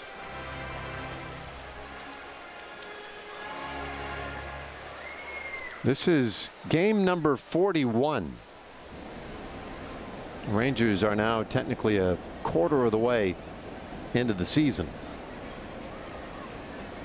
And there goes Garcia. The pitch is high. Throw down to second. Pretty good. And they got him. Garcia gunned down by a fairly sizable margin. Second time this year he's been caught stealing. We'll see here. Not a great jump, and then we talked about it earlier. Dingler, given the time, is arguably the best behind the dish at getting rid of the ball with a great arm, and right here gives Torres plenty of time, and looks like he blocks the base there with his foot. Oh, fly ball out to right. Carpenter backpedals, and he makes a catch.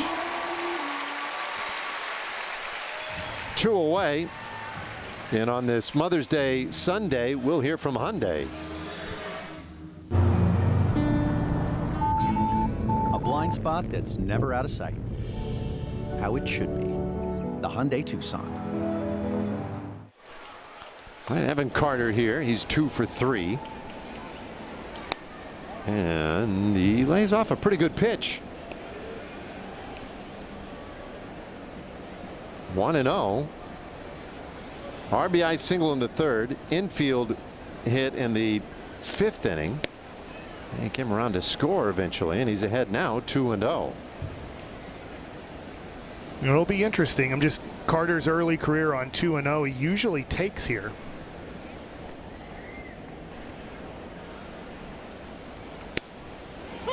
Yeah, there you go. That was a great pitch. That was right on the inside corner, but sometimes you'll see pitches more on the plate, very hittable pitches, and he'll still just watch it. But that wasn't a pitch you want to swing at there unless you're really looking inside on 2-0. High fly ball center field.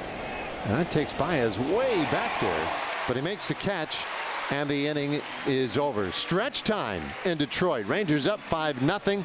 It's time for God Bless America here in Detroit, as we'll turn it over to public address announcer Zach Linfield. I'll be making lemonade.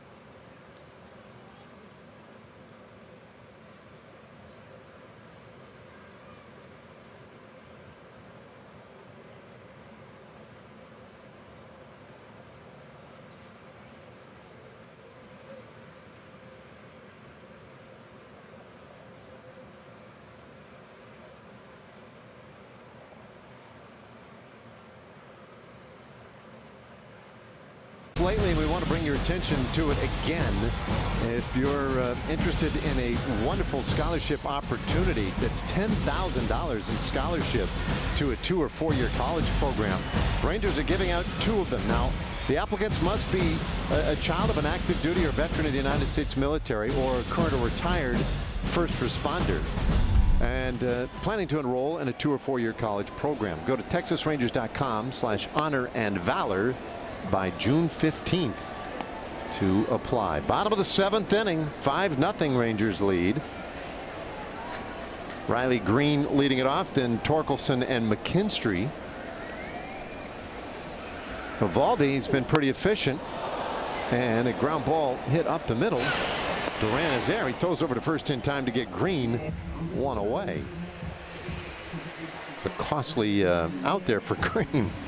Yeah, now he is not going with the Mother's Day bat here, and that one slices in half pretty much, and Ezekiel Duran makes the easy play up the middle. There goes the bat flying at Josh Smith at first. He avoids the bat and then steps on the base and gets out of the way. Yeah, a little distracting. Torkelson takes strike 1. Here comes the split finger and then off the end, and well, if you need a fire tonight, got some firewood there. Yeah, that thing is not useful now. Here's a pop-up on the infield, and Semien drifts into the outfield to make the catch. 2 away. All right, how about a word here from Kia?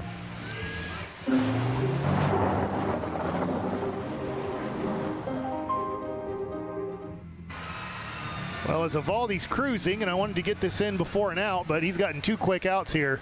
That Evan Carter fly ball to center field. You've played this game with me. Expected batting average. Oh, yeah. It's fun. What do you think that Evan Carter to the warning track here in Detroit? What do you think the expected batting average is on that one? Oh, that's tricky. I never know which way to go on these, right? If you're trying to sucker me into something, but I'll say the I'll say expected batting average 400.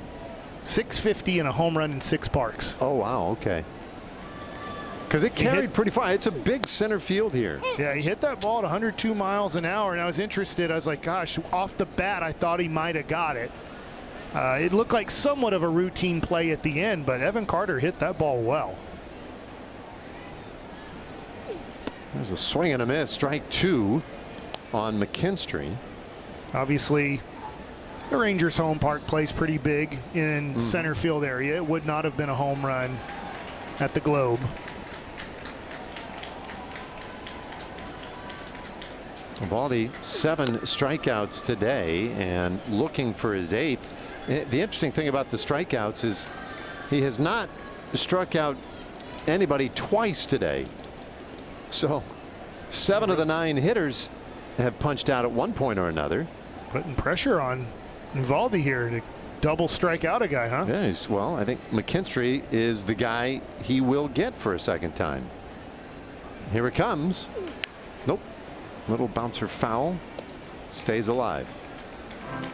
Well, you throw a cutter in on the hands like that, it surely sets up an Eovaldi split finger fastball on the plate, a little down and away, and get the swing over the top, and all of Dave's wishes come true. Here we go, the 1-2. And that's off the plate, trying to get him to chase. Yeah, he didn't go split. He went with the backdoor curveball there. Good pitch.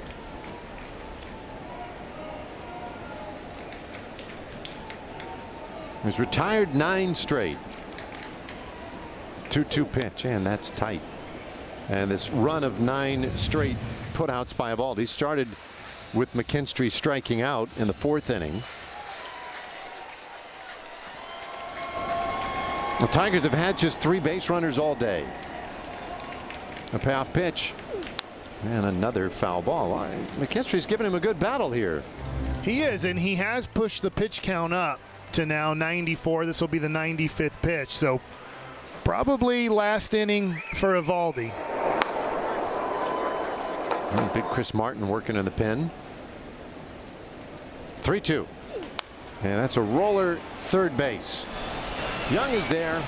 And the throw is true. It's another 1-2-3 inning. Well, if Eovaldi is done, he finishes with 10 straight retired on a beautiful effort today. 5-0 Rangers.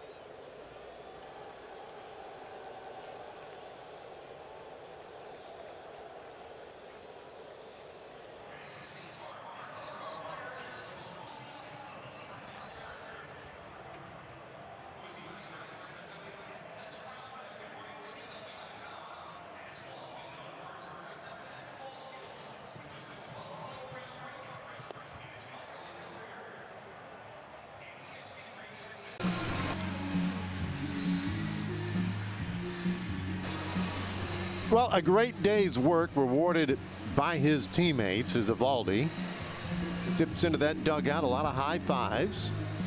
7 shutout innings, only 3 base runners. And just a brilliant effort here, giving the Rangers now a chance to win this series. Up 5-0 as we go to the 8th. I'm going to repeat myself from yesterday and a little bit today. This Detroit Tigers team was averaging over 5 runs a game, 5.47 coming in to this series. They've only scored 5 runs total against this Rangers staff. And we're just a few innings away from the Rangers holding this Tigers team to only 5 runs in the series. Yeah. No, it's been impressive. And the home runs today, 2 more homers today. Semien, a 2-run blast in the 2nd inning. Josh Jung had a 2-run homer in the 5th. And then he'll take up and out. 1-1 the count. And so that's back-to-back games with multiple home runs for the Rangers. And believe it or not, first time this year that they've gone back-to-back with multiple home runs. Brant Hunter, the new pitcher for Detroit here.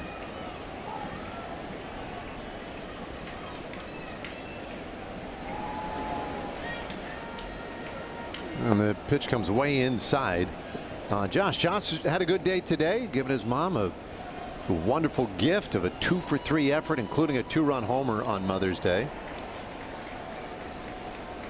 Mary very much enjoying the game from behind the plate. There's a strike. That might perturb her just a little bit. Full count. Yeah, pretty good pitch.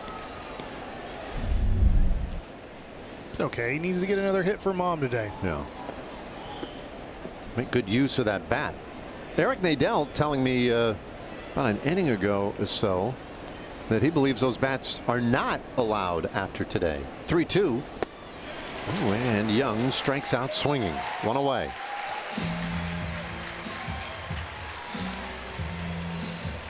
So I'll bring up Jonah Heim. Why?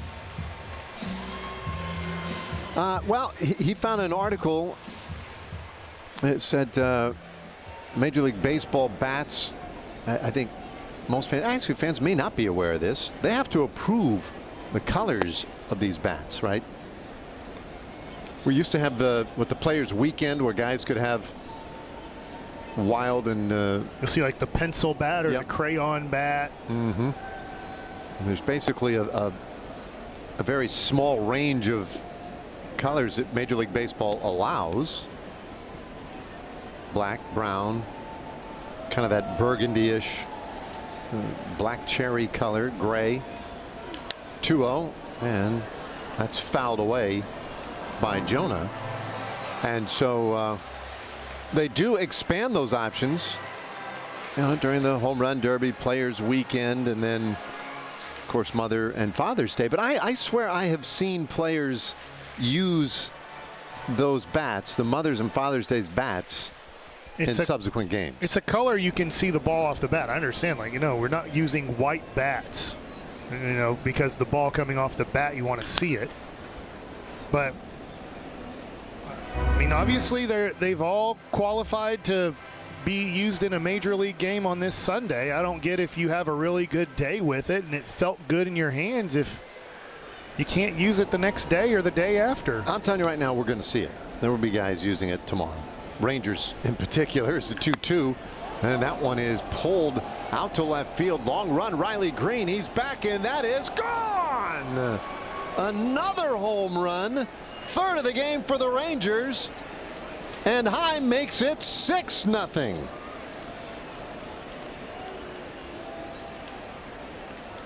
Boy, his bats have come alive.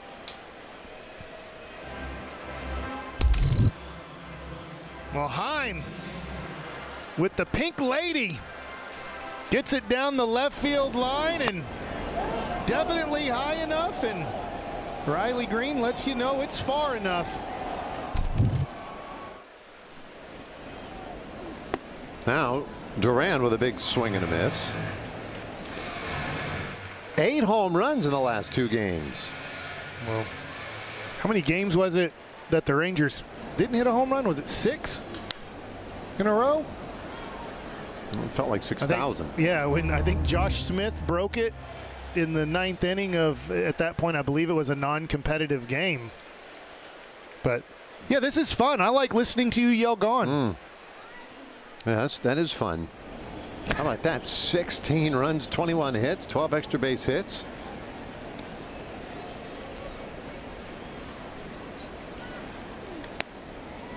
Those are fun too. Like that last one's fun because I didn't know, you know, off the bat. Right. I'm thinking extra base hit, right down the, just stay fair and keep running. And it's a lot of fun when the ball goes to the other side of the fence like that.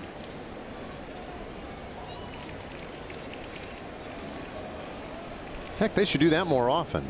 I'm with you. There's a swing and a miss by Duran. Here's the homer from Jonah.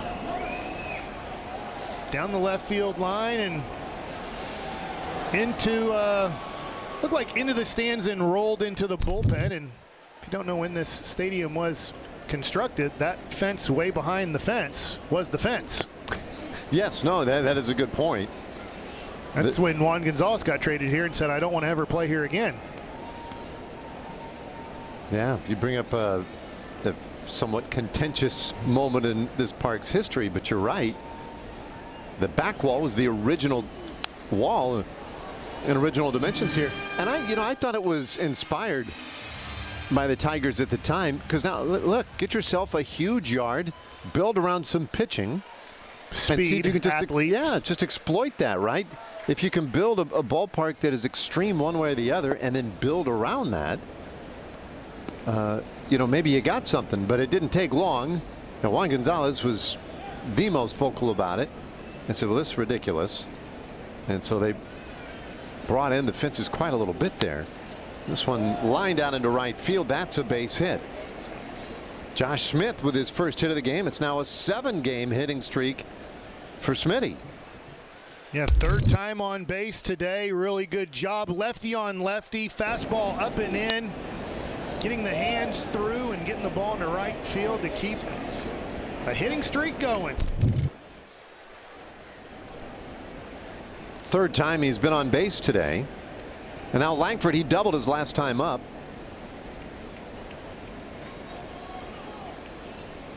Wyatt watches a sweeper. Well, that one catches a corner. Strike one.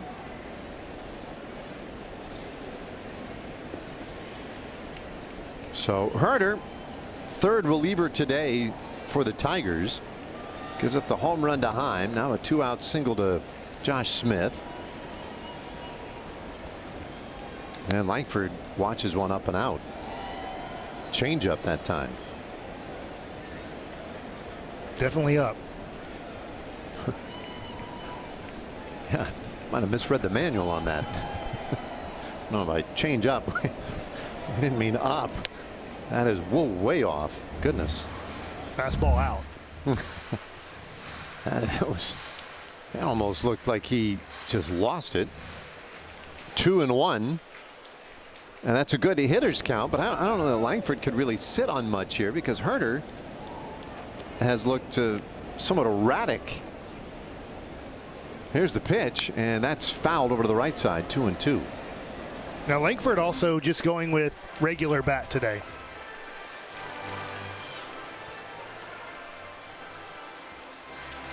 I got to tell you, if I could see where guys would be particular and say, well, I don't know how good this bat is. Just because you painted it pink today, might be wary to use it myself. That's up and out.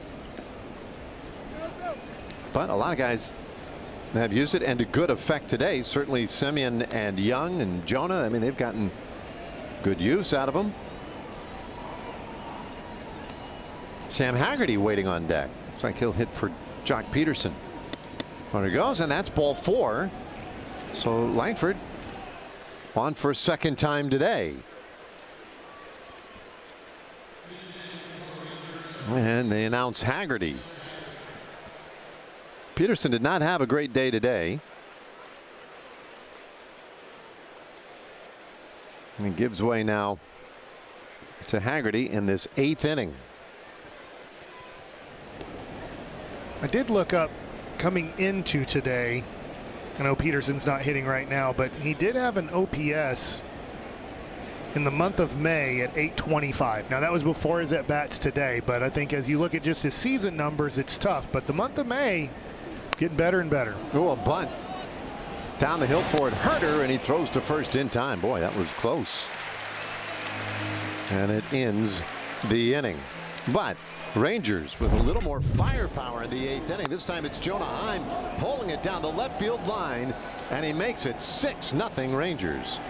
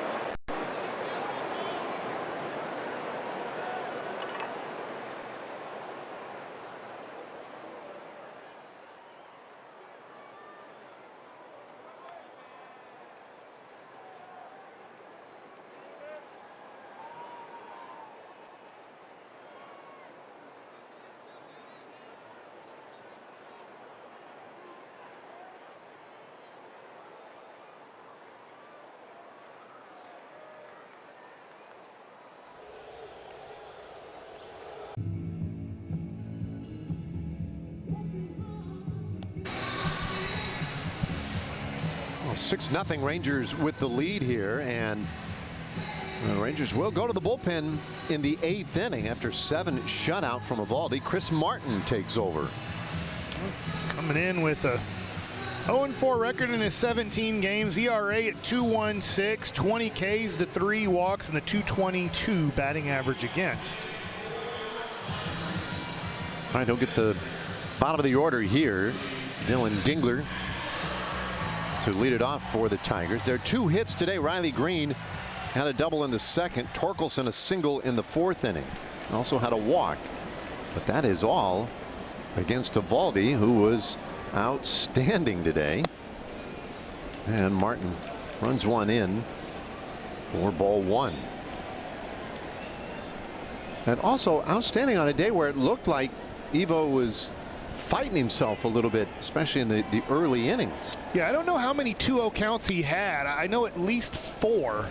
And I know that doesn't sound bad, but those all felt like they came in the first 2 to 3 innings where he was falling behind in counts and yet battled, got out of those innings with no runs, and then found his rhythm. And about after the 3rd inning, Eovaldi was on top of his game.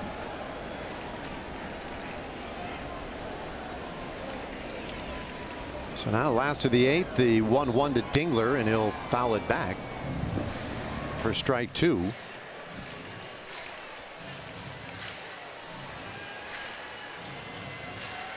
Well, the Rangers, if they can finish this one off and put an end to a long series losing streak. This one is hit foul. They dropped, what was it? 6 straight series? Yeah. Another last series win was the sweep against the Angels. Yeah. Lost 6 series in a row. So this would be a big one if they can take care of business. Martin's 1-2, a swing and a miss, and Dingler strikes out. He's one of the guys who avoided a strikeout against Eovaldi.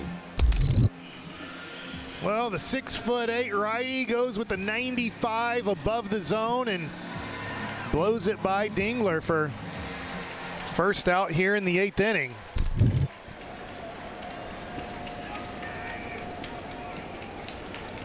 So Jace Jung gets his 3rd at bat of the game, and he will take strike 1. Mike, you asked me the other day about batting gloves for the Jung brothers. Learned a fascinating one today from their dad. So I was trying to get back to the booth today for our pregame meeting that I missed.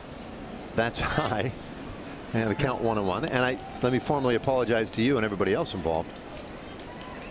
But the batting gloves worked out. You know, Jace, a left-handed hitter, Josh, a right-handed hitter. Their dad told me, well, I would get him a set of batting gloves for Christmas, and one would use the bottom hand for either side. Okay. So that's why they Really? wear one batting glove. Okay, I asked Josh Jung about it. I said, hey, do you guys call up Marucci as the batting glove they use? I said, do you guys call it Marucci and order like 2 or 3 dozen, and then you guys split them up because you get the left hand, he gets the right hand? And he goes, no. He said, actually, then bragging as the older brother, he goes, they custom make mine. He just gets the stock gloves. Well, and they're now represented by different groups. Oh, okay. So Josh is Marucci, Okay. and Jace, I can't remember. His dad told me who he works with now, but he gets his own batting gloves from them. And then Josh told me it actually cost him more to just make him one glove than to just make both gloves. It was wild. 0-2 the count. And I asked his dad too. I said, well, I could swear I remember Josh going with no gloves at all. And he said, yeah, no, he did that for a while. And he said, but he was swinging so much that he just had to get a little protection. There's Dad, longtime coach. He knows a lot about what makes these guys tick, and he's still watching intently in a 6-0 game.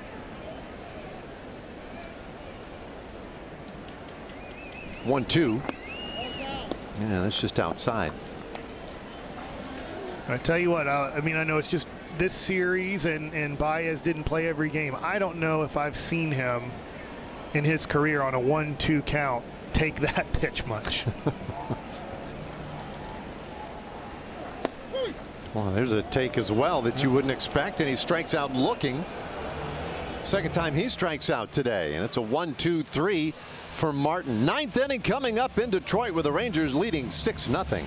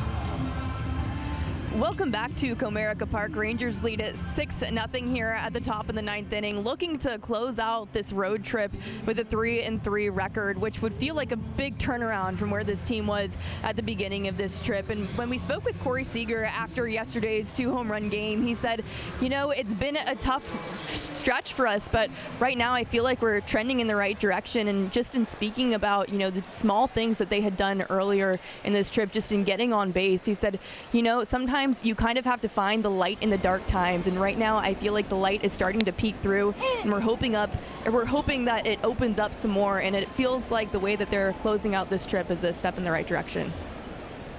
Yeah, this has been a good one. The last 2 games, we're just seeing the offense click. I mean, you don't want to take anything away from what the pitching has done, but the pitching has done it all year.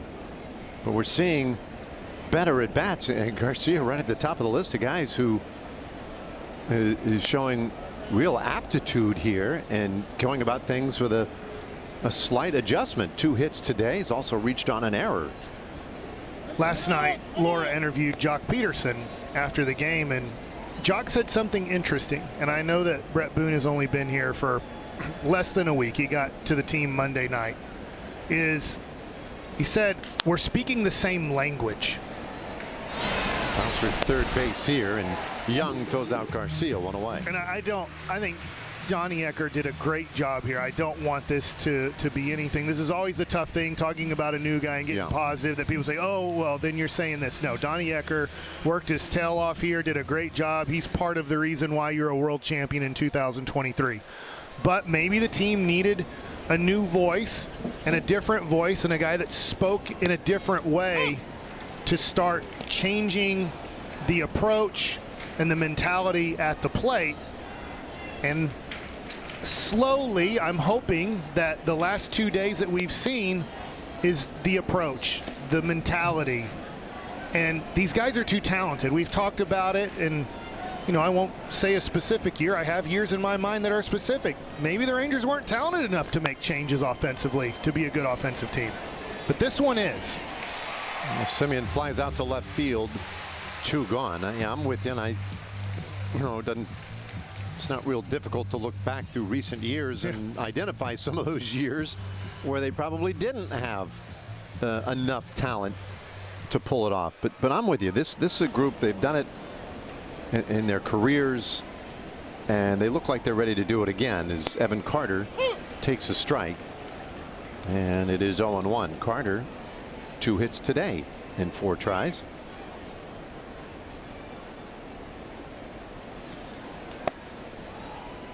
One and 1. 6 runs, 12 hits in today's game. More hits today than they had yesterday. That's right on the corner. 1-2 the count. Jace Lee, the former Rangers farmhand, pitching for a 2nd time in this series. We saw him for an inning and 2/3 yesterday, so that's pretty good bounce back from this guy. 2-2. I feel like you don't see that a lot, where a guy goes almost 2 innings and then is out there again the next day. No, especially, and at this point you'd say somewhat of a non-competitive situation.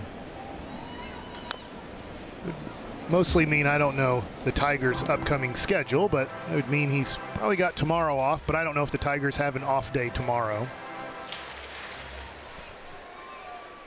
I'm told the Tigers are playing tomorrow, so just means Chase Lee gets a day where he gets to wear tennis shoes tomorrow.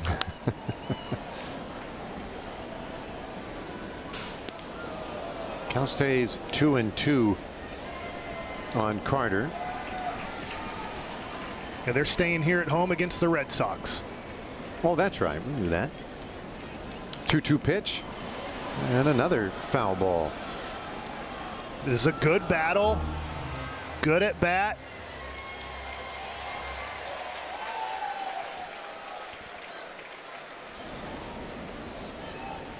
Lee will come at him again, and this time he got him swinging. Carter strikes out. Chase Lee authors a 1-2-3 9th inning. Bottom of the 9th coming at Comerica Park in Detroit, and the Rangers leading 6-0.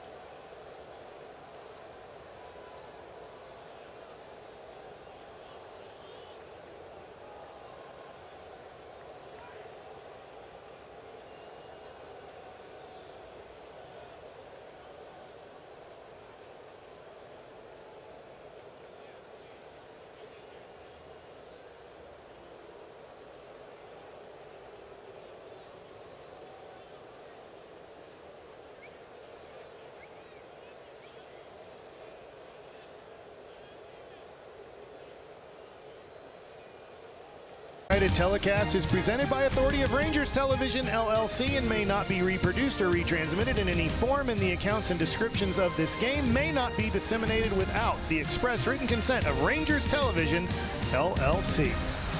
There's downtown Detroit. Rangers go to the bottom of the ninth here, up 6-0, and Jacob Latz on the mound for the Rangers to close this one out.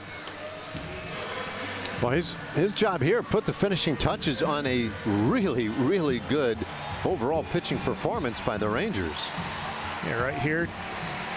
You want to, with the 5 walks in 11 innings, that's the one thing that has gotten away from him at times. The location has challenged these hitters here, up 6. He gets the top of the order and delivers high to Kerry Carpenter. Mentioned at the top of the broadcast, Carpenter and all the damage he's done against righties. He does not fare anywhere near as well against lefties. And Latz gets him to swing and miss at that one.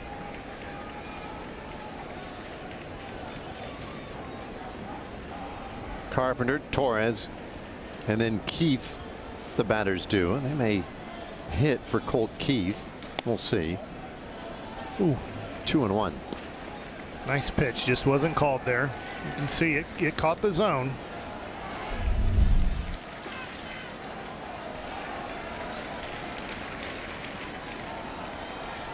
Jacobs 2-1 and a swing and a miss. Boy, if he can stay in that location, it looks like Carpenter is pulling off on the lefty here. Not saying he's looking for a ball on the inner part of the plate, but lefty on lefty, he does not look very comfortable with that swing. Pitch on the way, and that's in the dirt. Latz has had the unfortunate, I guess, trend that has developed this year for him, in which he basically has pitched in games that have gotten away from the Rangers. 3-2, and that's fouled back. He rarely gets a clean inning to start. He normally has to come in and try and clean up an inning that has started to get a little messy. But all 6 of his appearances this year have come in Rangers losses. So trying to contribute to a win today, the 3-2. And that is a swing and a miss, a strikeout to start things here in the 9th. Well, this is a nice breaking ball here, lefty on lefty, and Carpenter's bailing on his approach on every pitch. Hip opening up early, and that ball down and away he has no chance on.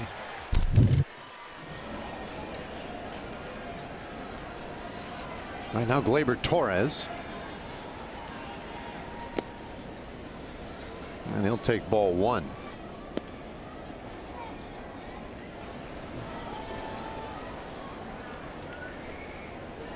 And Andy Ibanez appears as if he would hit for Keith. Oh, big swing and a miss. 1-1 the count on Torres, who's 0 for 3 today.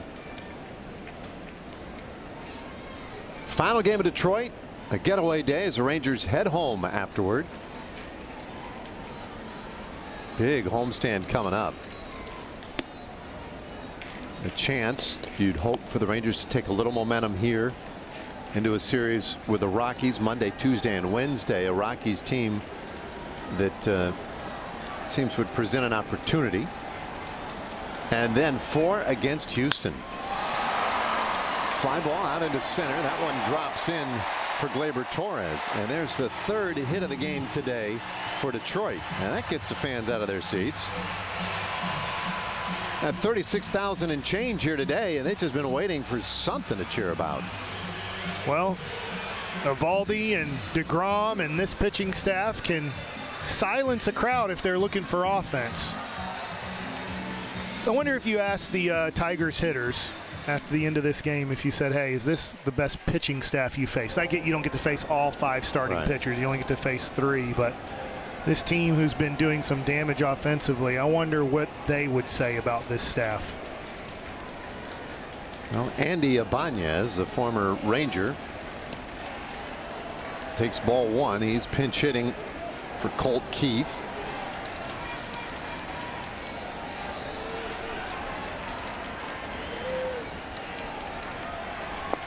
Yeah, that's in the dirt. I know my former catcher in AAA, A.J. Hinch, the manager, he's a big fan of Andy Ibanez. Loves what he brings to the team, his energy, obviously his talent, but a guy that he uses in different ways to help them win ball games. This ball lined out over third. Ibanez keeps the inning going for Detroit. Second hit of the inning.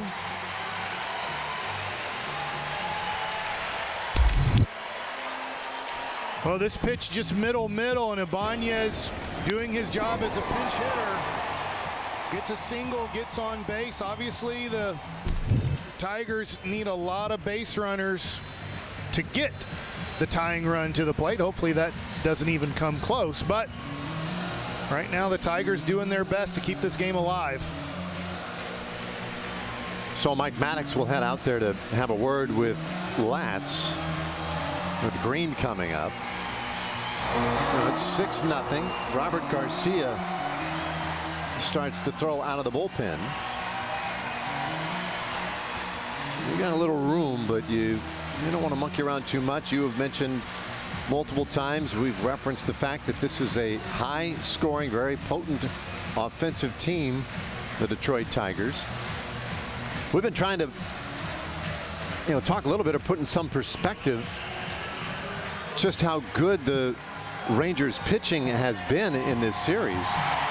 Consider this, in the games played so far against other ball clubs this year, the fewest runs the Tigers have scored in a 3-run series has been 10. They've only scored 5 in this series. And that is right on the corner for a strike to Green. That was Milwaukee. Milwaukee scored 10 runs in a really tightly contested series earlier this year, or rather allowed 10 runs.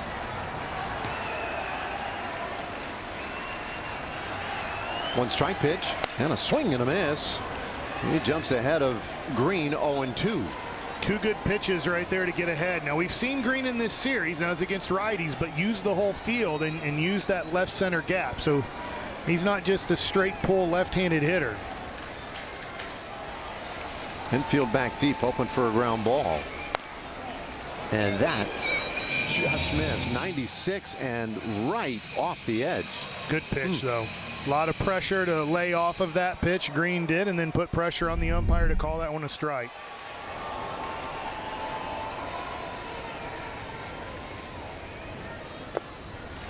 Two and two.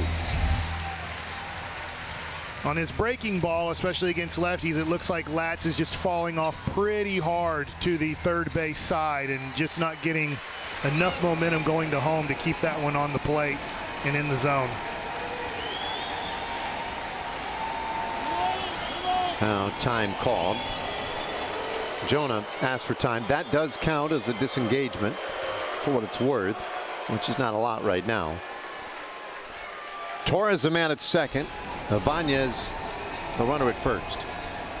Here it comes. And that is outside. The slider getting away from him. He's doing the same thing, right? There has to be an adjustment, whether it's keeping that glove side closed longer, extending further towards your target. If the breaking ball's the pitch he wants to get Green out on, he's going to have to throw it closer to the plate. That's low. Ball 4, and he has loaded the bases. And here comes Bruce Bochy. So Latz, you mentioned it. Sometimes the walks can jump up on him, and you see him shaking his head. It's been a struggle a little bit for Jacob here. The Rangers have showed some patience, but his struggles continue. And with the bases loaded, he will leave. Robert Garcia have been loosening in the bullpen, and the big left-hander coming on here. Bases loaded, 6-0 in the ninth.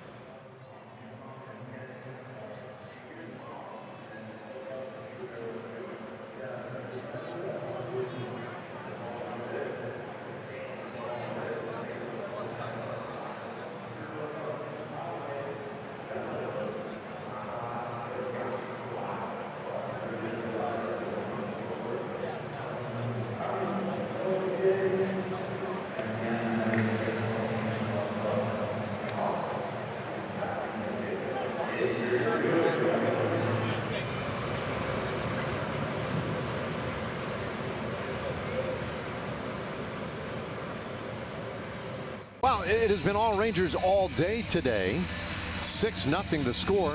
Last of the 9th inning, 1 out. But hot spot right here for Robert Garcia, making his 20th appearance. The Rangers use him a lot, but he has been great. A 1.65 ERA, yielding just a 2.07 batting average against. Well, you're still in a good situation.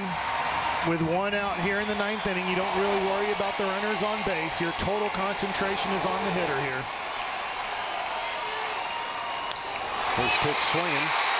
That's a fly ball out into left field, rather left center, caught by Evan Carter.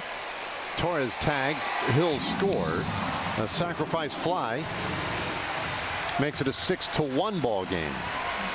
You'll definitely trade the run for the out there for the Rangers. Yeah, nothing hurt. It's now 2 base runners, but 2 outs. Malloy is going to be asked to pinch hit for McKinstry. Oh, Justin Henry Malloy, a sub 200 hitter.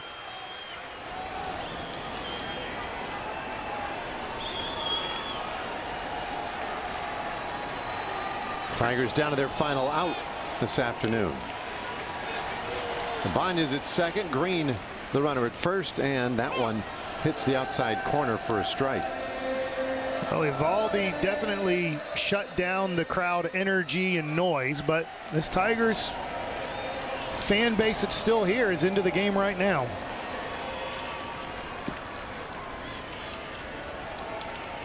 Malloy fouls it back, and it is 0-2.